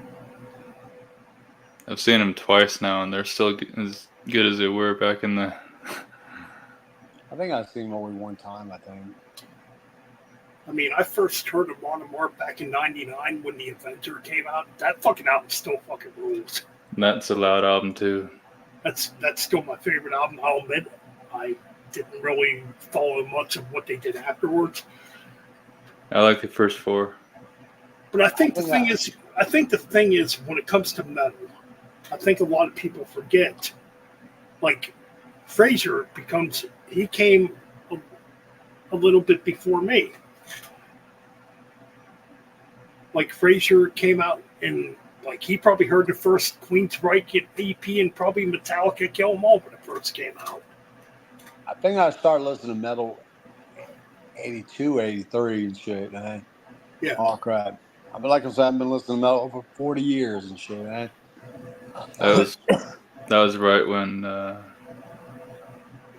Metallica just came out. So Yeah. Overkill, Metallica, Megadeth. I saw Megadeth in 86 and shit. Fucking Peace Sales Tour and all crap. I saw Metallica with Kingdom Come. And I still have a shirt. I think it was called The Monster of Rock. It was on my birthday, too, in July 2nd, 88. Shit. Jeff Chapman, you're not 82 years old. What the hell? Shit. But no, like there's been generations of metal since Black Sabbath, even before us.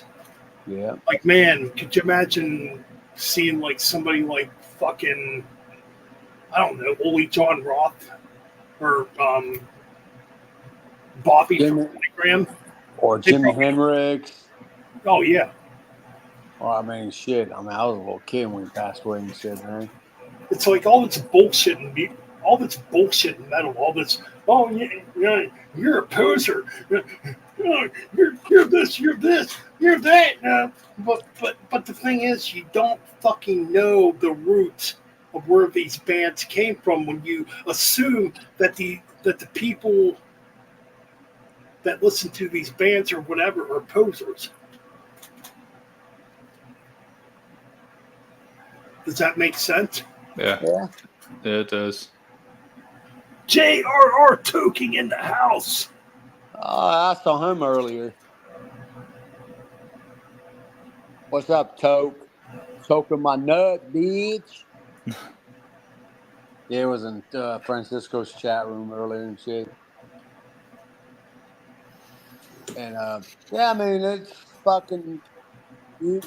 What's going to be like in 100 years from now? What's fucking metal going to be still around and shit? I don't know. We're going to be all gone by then. So, Yeah. I mean, I might have a good 30 years on this planet yet. I don't know. Yeah, that's one thing you don't know when you're going to fucking go, man. We're fucking old men. I mean, Shit. but man, I mean, it's just stupid seeing people like fight over fucking metal. It's fucking dumb. It's childish for one. It's like, okay, Yeah. who gives a fuck? Especially if you're in your fucking mid 40s to 50s and you're still being like, oh, that motherfucker's a poser. He's a poser. It's like, Jesus Christ, put on your goddamn adult diapers for God's sakes.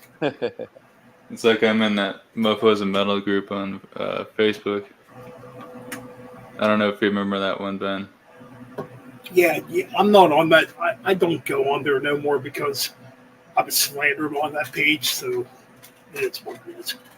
But all they do is talk about how bad Manowar is. It's like stupid. So, it's dumb because does Manowar trigger you dumbasses so bad? I don't know. Oh my god, I'm offended. That's what the metal community has become too. Like, you gotta think this way. You gotta think that way. You're a poser. And the people that are doing this crap are in their fucking 40s, in their 50s. Grow the fuck up. Damn it. Or get some goddamn fucking balls. I just don't know. I just don't care no more.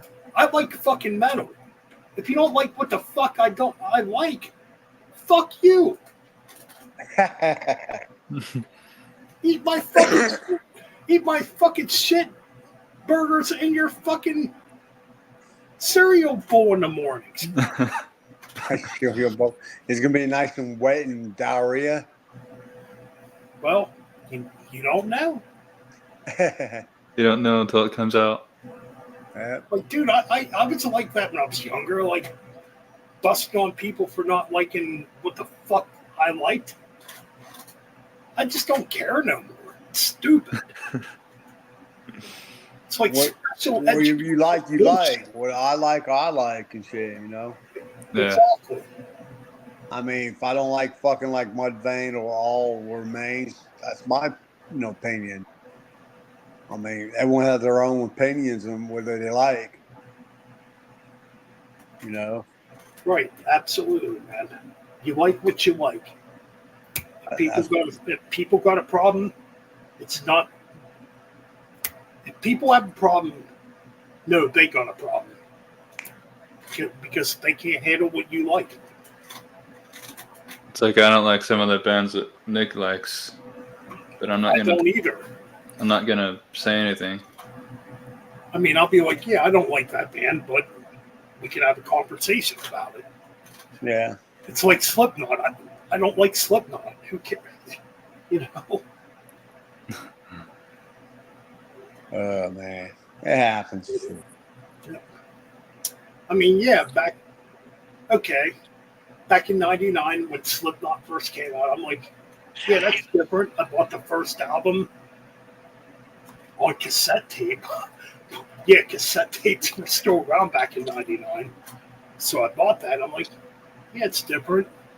I bought Iowa when it came out. I bought Volume 3 when it came out. I'm like, this fucking sucked. This is fucking trash. They even got more mainstream with the next album.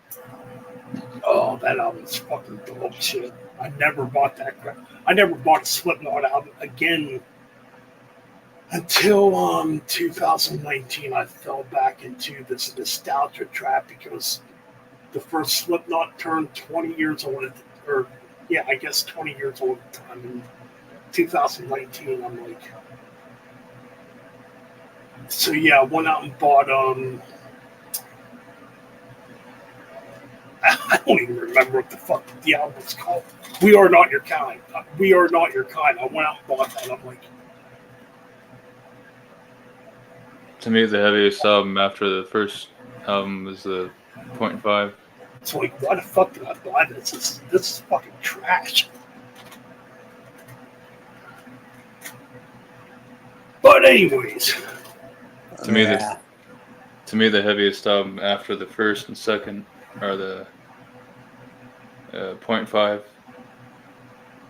How many Yeah. albums do you actually do? 6 or 7. Okay, that many. 7. Yeah. I didn't give a fuck about the last album. It was all I know is it was their last album on Roadrunner. I should never fucking label went to shit now. Oh my god, that label want to. What the hell is? Is Nickelback even still on that label now, or are they on Napalm now? I don't know. Nickelback be on Napalm? That'd be fucking crazy. I know Niall's on Napalm. I know Tremonti is. I was gonna say Scott Stratt's on Napalm too. Oh, is he? Who? Yeah. The lead singer of Creed. Hey, what makes the fucking label make money, man? They can sign them. With arms wide open. The band's very popular and shit. Whatever makes money for the label, man. Shit. Yep. Yeah. He just sounds like he's constipated trying to take a shit while he's singing. Ah, shit. Yeah, hey, ask him. Go ahead. Oh, I thought somebody was in the chat being a retard. What? Oh, that Libby person? I think I know who it is. Shit, man. J.R.R. Tolkien smoking that marijuana, blasting the crown. With ass wide open. Oh, man. I'll probably be going to bed soon. Shit. Yeah, you know what? This stream's actually going to come to an end soon. Yeah. All right, so I tried my best to keep this live stream PG. I used to hear in the other chat, man. We're all fucking around and shit, man. So that I want a big old titties. I want a pussy, man. Make sure it don't smell like fish. Shit, man. I don't know, damn stinky ass fucking fish pussy and shit, man. Yeah, I was going to say, Fraser, Sherry Screams hasn't been around in a while. Who? Sherry Screams, your woman. my woman shit. Oh man, I don't know, man. You know, Yeah, you know what? In 2024, don't get in relationships unless you want to deal with bipolar bullshit. That's the great. That's the best way to put it, man. I mean, yeah, I'm talking to someone, but I'm not really looking for anything. You know what? I'm actually. It's fucked up, man. It's like I don't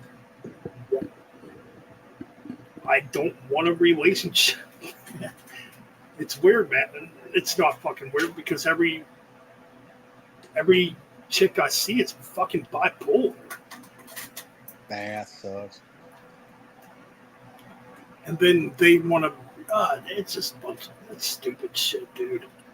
I mean, it's fucking hard. I mean, chicks are very picky now these days. Like guys, are very picky too and shit. But I mean, chicks are more damn picky and shit, man. That's fucking terrible, man. I I mean, was like, I was trying to hook up with some girl and shit. One day she wanted to fucking meet and shit, and then I said, let's do it like on a Friday. And she said, sure. And I talked to her a couple weeks later, or that week. So okay, so hook up now. I'm not interested. I said, okay, because she said, I asked why. I said, "Because how I talk, I cuss a lot. So I mean, it's my freedom if I want to cuss. You know what I'm saying? But well, damn. you know what, Fraser. It's you know what I totally get it. Now we're getting into personal hour here about release.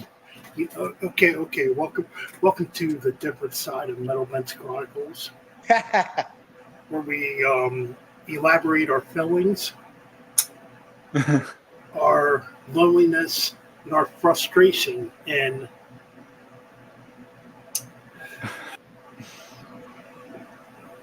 Call it the pitching hour. hold on a minute before we leave. We gotta do this.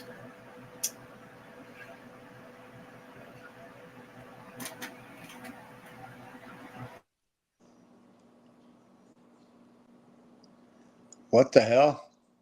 Yeah, I think I had to go to the bathroom. Yeah. I mean, dude, like the same way. I mean, I know you're a lot younger than me and shit. Dude, I should have my own family by now, man. My own kids and shit. But hey, fucking happens and shit, man. I know there's people like me out there in the world and shit, man. But it gets lonely, man.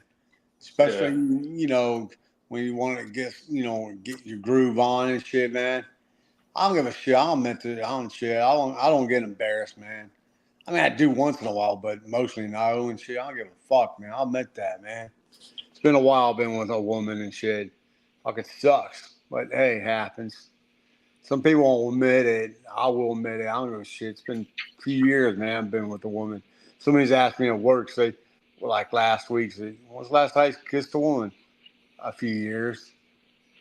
It's like, God damn, man. I mean, I'm 28, and the last time I've done it was probably when I was in high school. Oh, Damn. All right.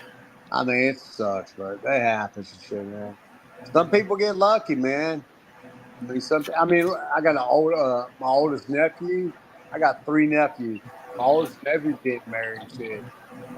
My niece already got married. Now my nephew's getting married. I said, damn, it's crazy. I said, damn. I said, my nephew, I said, look, at least you have a woman now. Look, you all, man. That's nobody's life. Yeah. What the hell is that noise in the background? It's not me. I don't know. I don't got nothing blank. I think it is you, Ben. Like the toilet flushing or something like that. Wasn't me. Oh, you know what? I wasn't off. I was not off camera. What?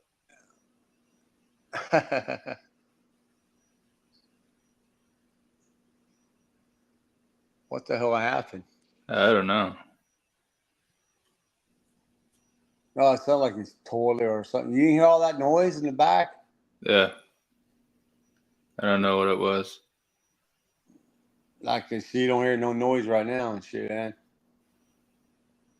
Oh, crap, man. You think he'd be coming back? He better be. Shit. No, the last time I bet you flushed his toilet and the toilet's filling up or something, right? I don't know. The last time I got kissed was probably in high school. Hey, at least admit that, man. It's been a while myself, man. It's been a few years, man. I've been with the woman and shit. It fucking sucks. That was my fan. Oh, okay. Fucking prick. I'm not naked. I got clothes on. Oh, geez. What the fuck? You're going to get me kicked off YouTube, you son of a bitch. How are you gonna get kicked off? Hey, Fuck. where's Frederick at? Oh, man, he's watching. Oh, you know what Frederick's doing tonight right now? What? Jerking the meat to Debbie Loves Dallas. A porn from like 1972. That's how old that movie is, dude. Back in the Bush era. Oh, you know what's so funny, man? Talking about fucking porn. Fucking Shannon Tweed, man. You know, fucking Paul or Gene Simmons' wife. Yeah. Yeah, I've seen some movies and shit, man, with her and shit, man. She has a big old tatas. Hell yeah. Yeah, she's I think pretty women. hot. I think women back then were actually hotter. I mean, the one I'm talking to now is probably as hot as I think I'm gonna find. The what? The one I'm talking to now is pretty hot. All right, that's cool. Never all that day, shit. Yeah. I gotta say, man, I won't mind. I know it's never gonna happen. I'll admit this. I don't give a shit. I'll admit this. I know it's never gonna happen, but I won't mind fucking Kim Kardashian, man. You like those type of women? I like big tits, big ass, and shit. I'm like, but I know that's never gonna happen. I know that for a fact. That's never gonna happen. And shit. Let's see. I think Jeff Chapman's probably married. He's married to his hand. I don't know. Are you married to your hand, Chapman?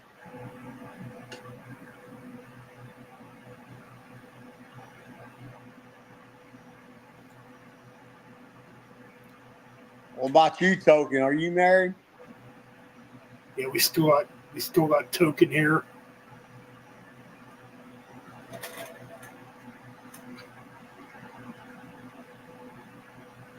Oh yeah, I forgot he's from San Antonio. Was doing deliveries in a fucked up area. Oh damn, that sucks, dude.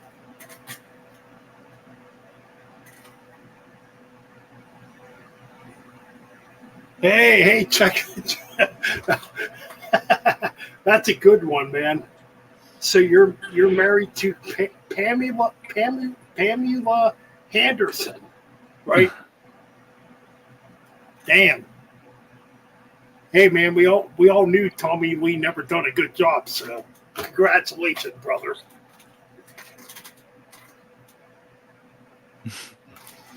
I call him Tommy P.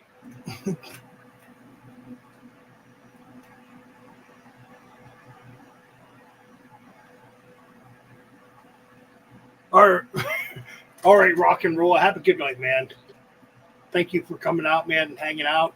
I know this chat kind of went in a lonely man's direction.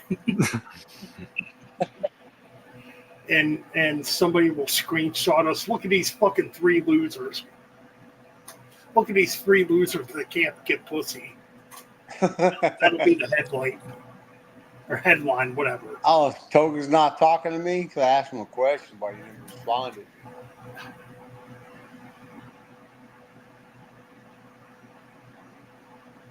Hey, Jeff, that's good, man. Oh, okay, that's cool.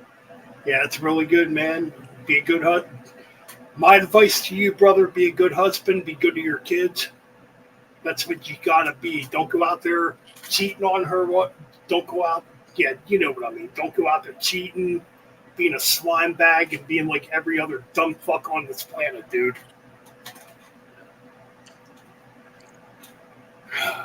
Yeah, don't be Fred Durst. Uh-huh. Oh man, that's crazy, man. All right, dude. How long's this been? Yeah, 4 4 hours and 28 minutes. yeah. It's time. I think it's time to end it, man. Yeah. How many people watching? 1,000. Yeah, you wish. I'd be badass. And shit, I mean, man. it did get up to 13. That's cool, man. You know, some chats get higher, some get lower and shit, man. Oh crap, man. But hey, like I'm saying, Oh, some damn it, brother. We haven't hit fucking almost 30 in almost a couple months, dude. What the hell's going on, brother? I don't know, man. It's like you're saying, so many chats going on and shit, man. Yeah, but I think it's getting to the point where there's kind of favoritism, you know, going on too. You know what I'm saying, brother? Yeah. Favoritism, you know. Oh yeah. Oh, this Metal Ben guy. Oh yeah, he's nothing. I don't know. That's kind of the vibe, I get, you know. What's your subscriber count now? I just lost. I'm back down to 1 subscriber. You need 1 subscriber. Well, I mean, it's at 4. Wow, shit. 1,414.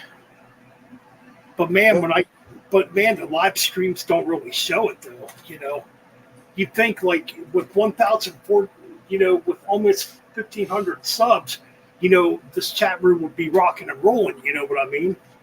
Yeah. It's like I don't fucking know, man. It's like I'm barely getting any views on my videos.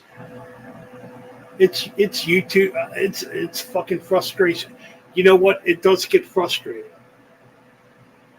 Like people don't fucking understand. If you're a content creator on YouTube and you got these dumb fucks, oh, you're just whining and bitching. Well, I'm trying to actually do something good on here.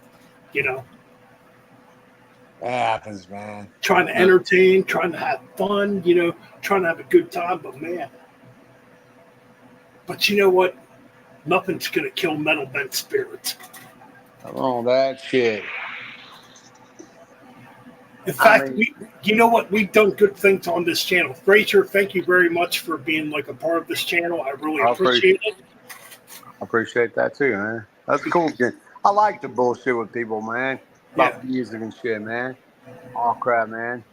Yeah. I mean, somebody, I'll bullshit at fucking shows and all crap, man.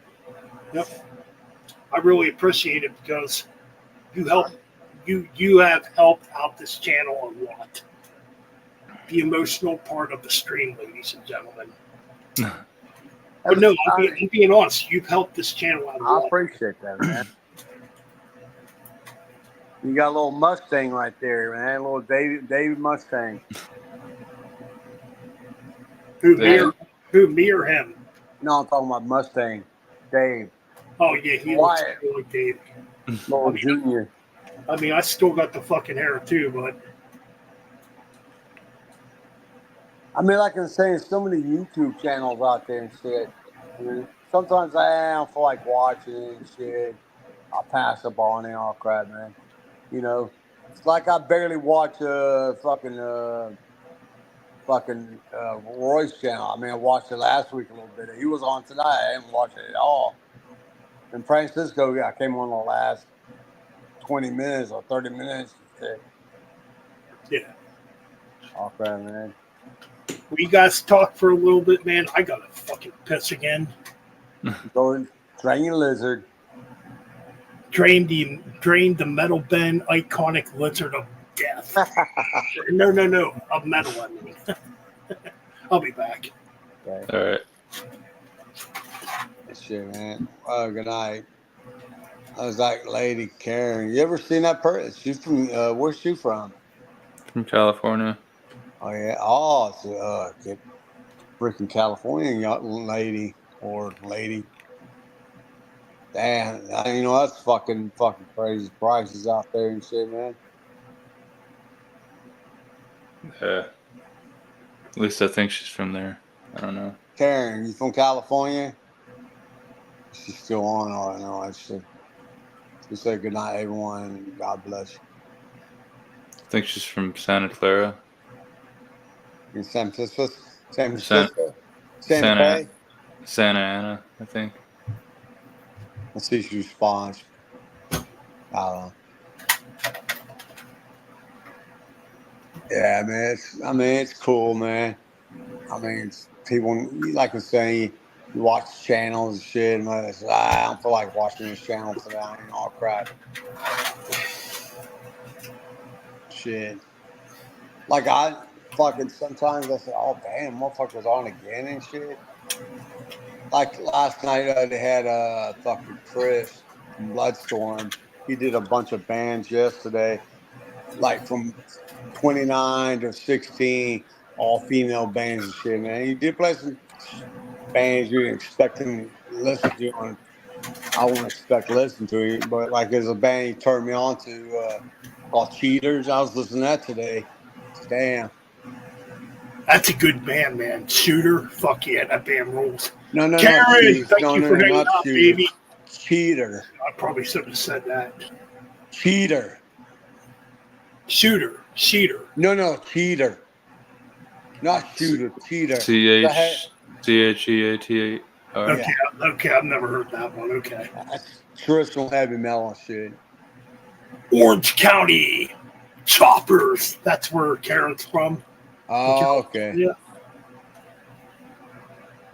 But no, Maybe Karen's. that's far But no, expensive, but no. In all honesty, Karen's been really good for a very long time on this channel. She was around back when this channel was only at like 58 subs. I think I was around then too. Oh, why? You were around on my old channel, the old Metal Beds Chronicles channel, back when I was doing all those fucking crazy rants. The ones where. Oh, I got so much hate on those videos back then. Yeah, the ones where people would take the video and post it. Oh yeah. Well, losers. I'm not going to mention who, but No, but I know who did it. It was you, Riot. No, but it was someone I was. Yeah. Kidding. Shit, man. No, what's an MOD? I'm surprised he didn't come on tonight. Well, I think I don't want to get into that. I think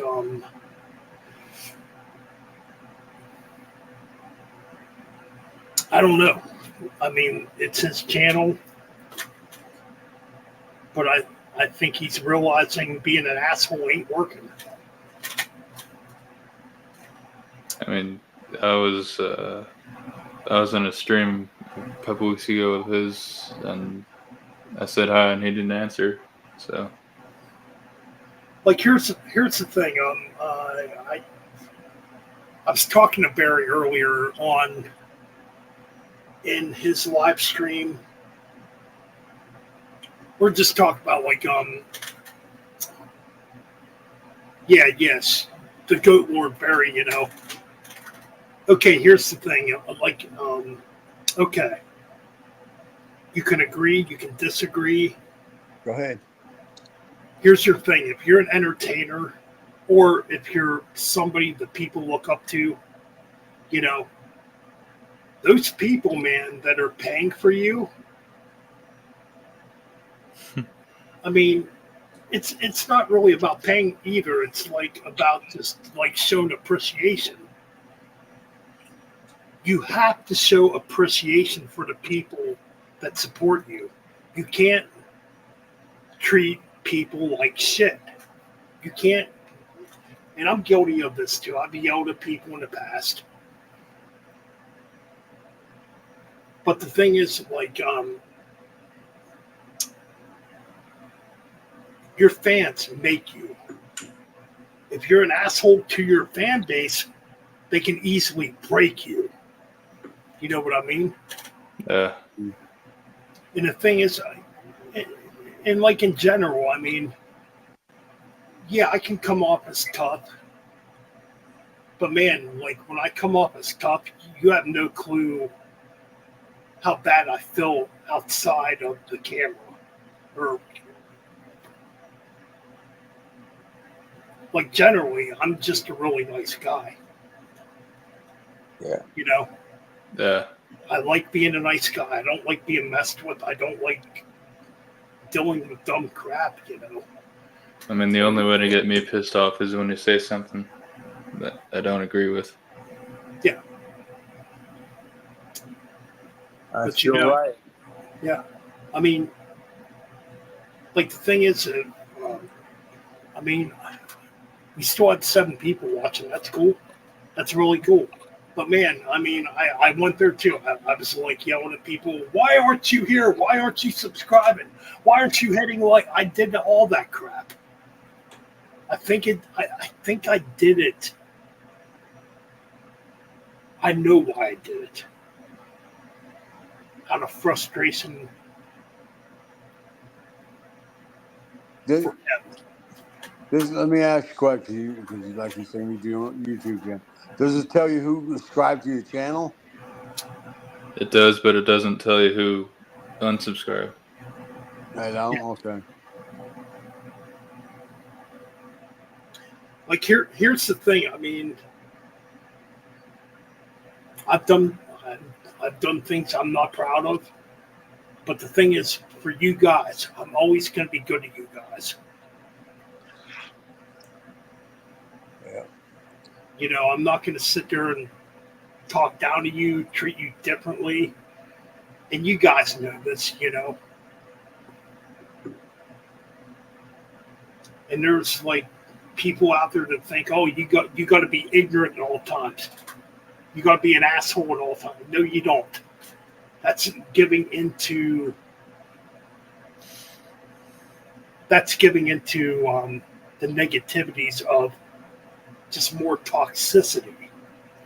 Why you get more, why you get more trolls on your channel. Or what?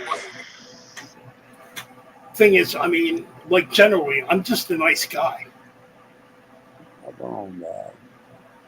Yeah. I don't know how long you and Fraser have been friends, but I could tell you that Ben's one of the nicest people I've met. Thank you. Hey, cool guy, man. It's who I am. I mean, when I see other people act like assholes on YouTube and try to force that out of me, yeah, the anger, obviously, yeah, I got that anger. But the reality is, I just want to be a nice guy. I want to be left alone. I want to have fun. You know, I want to just chat with you guys and have a good time, man. Is there something wrong with that? I think what's missing Excuse me. is just nice people in general. Like a lot of people feel like, oh, I still got to be an asshole, but being an asshole is just creating more bullshit in the world. Like just chill out, relax, have fun. If that makes me sound like a weak ass poser, cool. Shit. Yeah. Oh man, I'm probably gonna go to bed in a minute. So I'm getting tired. It's really kicking in now. Yep. Yeah, man. Fraser's the biggest asshole I've ever met. Yeah, whatever, Jeff. I got your asshole. Come here and lick it. I need my asshole licked, okay? Make sure you twirl it around, okay, with your tongue. Jesus Christ, that's so much. Oh my God, Fraser, would you stop? Oh, please, God. Oh, Excuse me for a second. YNXM. What? YNXM, holy shit. Why it's Metal Life? Come on. Why can't you control Fraser at this moment? He's getting out of control, damn it. I'm being like the wrestling ring announcer right now. Russ. Well, I would just pull my pants down and make it a human centipede. And make sure you put your nose in my butthole, okay? Oh my God. Good Lord. Ladies and gentlemen, let's go to another commercial break. I can't believe the language, the obscenity. And these make sure guys you speak. and make sure you go like this. Make sure you do Gene Simmons. Oh Lord! Oh my! Oh, these two perverts are going to get us banned from YouTube. Ladies and gentlemen, back to the action. All right. Good night, guys. Make sure you clean it out really good with your tongue, okay, Jeff? Oh, give me a break. Would you stop? Man, you should hear me at work, man. Shit, dude. I'm a dirty white man. Like I sound, I'm a dirty gringo. And shit. What does that remind me of a dirty white boy? I think that's a song by, he's a foreigner. Yeah. Yeah, that's right. Yeah, it's Foreigner. J.R.R. Token, thanks a lot for hanging out, being one of the lyrical. Jeff Chapman, you know what, Jeff Chapman, you know what, guys, before we leave here, thanks to Jeff Chapman, he messaged me at like 5:30 in the morning. I was getting ready to go to bed.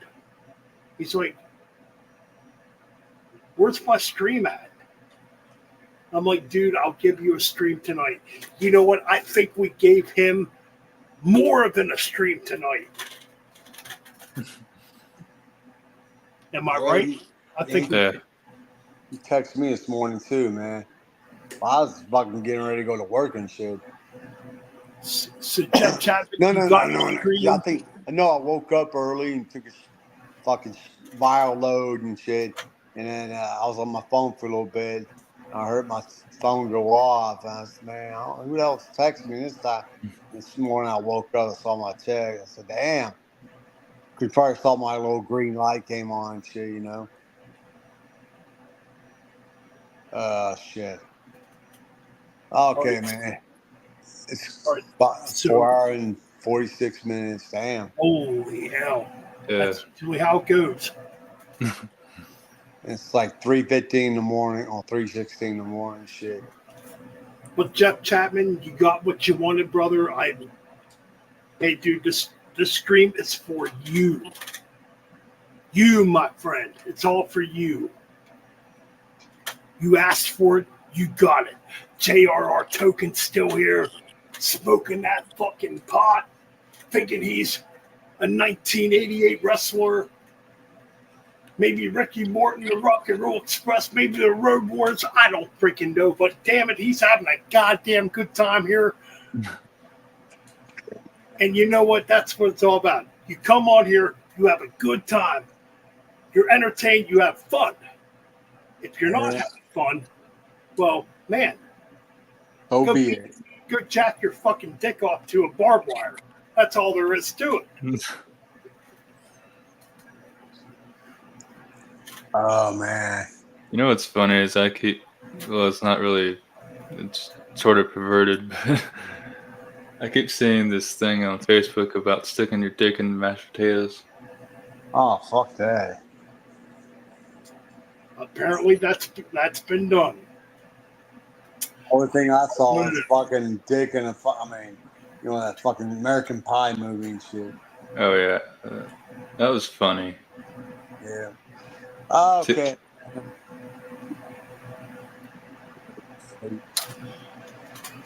Shit, man. All right, guys. So it's been fun. Peace out, man. Actually, we're going to play something for J.R.R. Token for Last Call.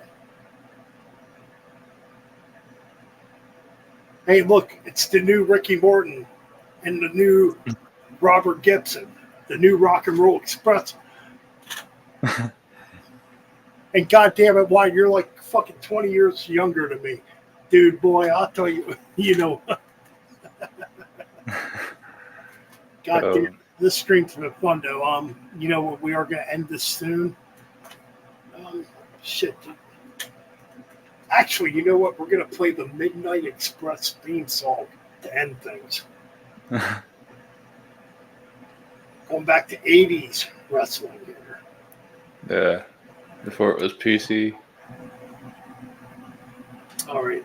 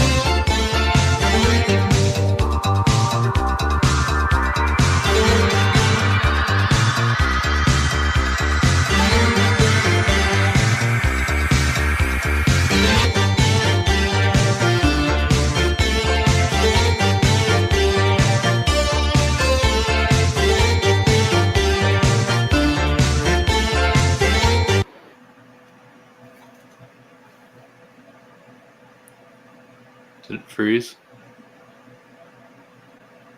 Yeah. All right. Good night. Good night, guys. Yeah.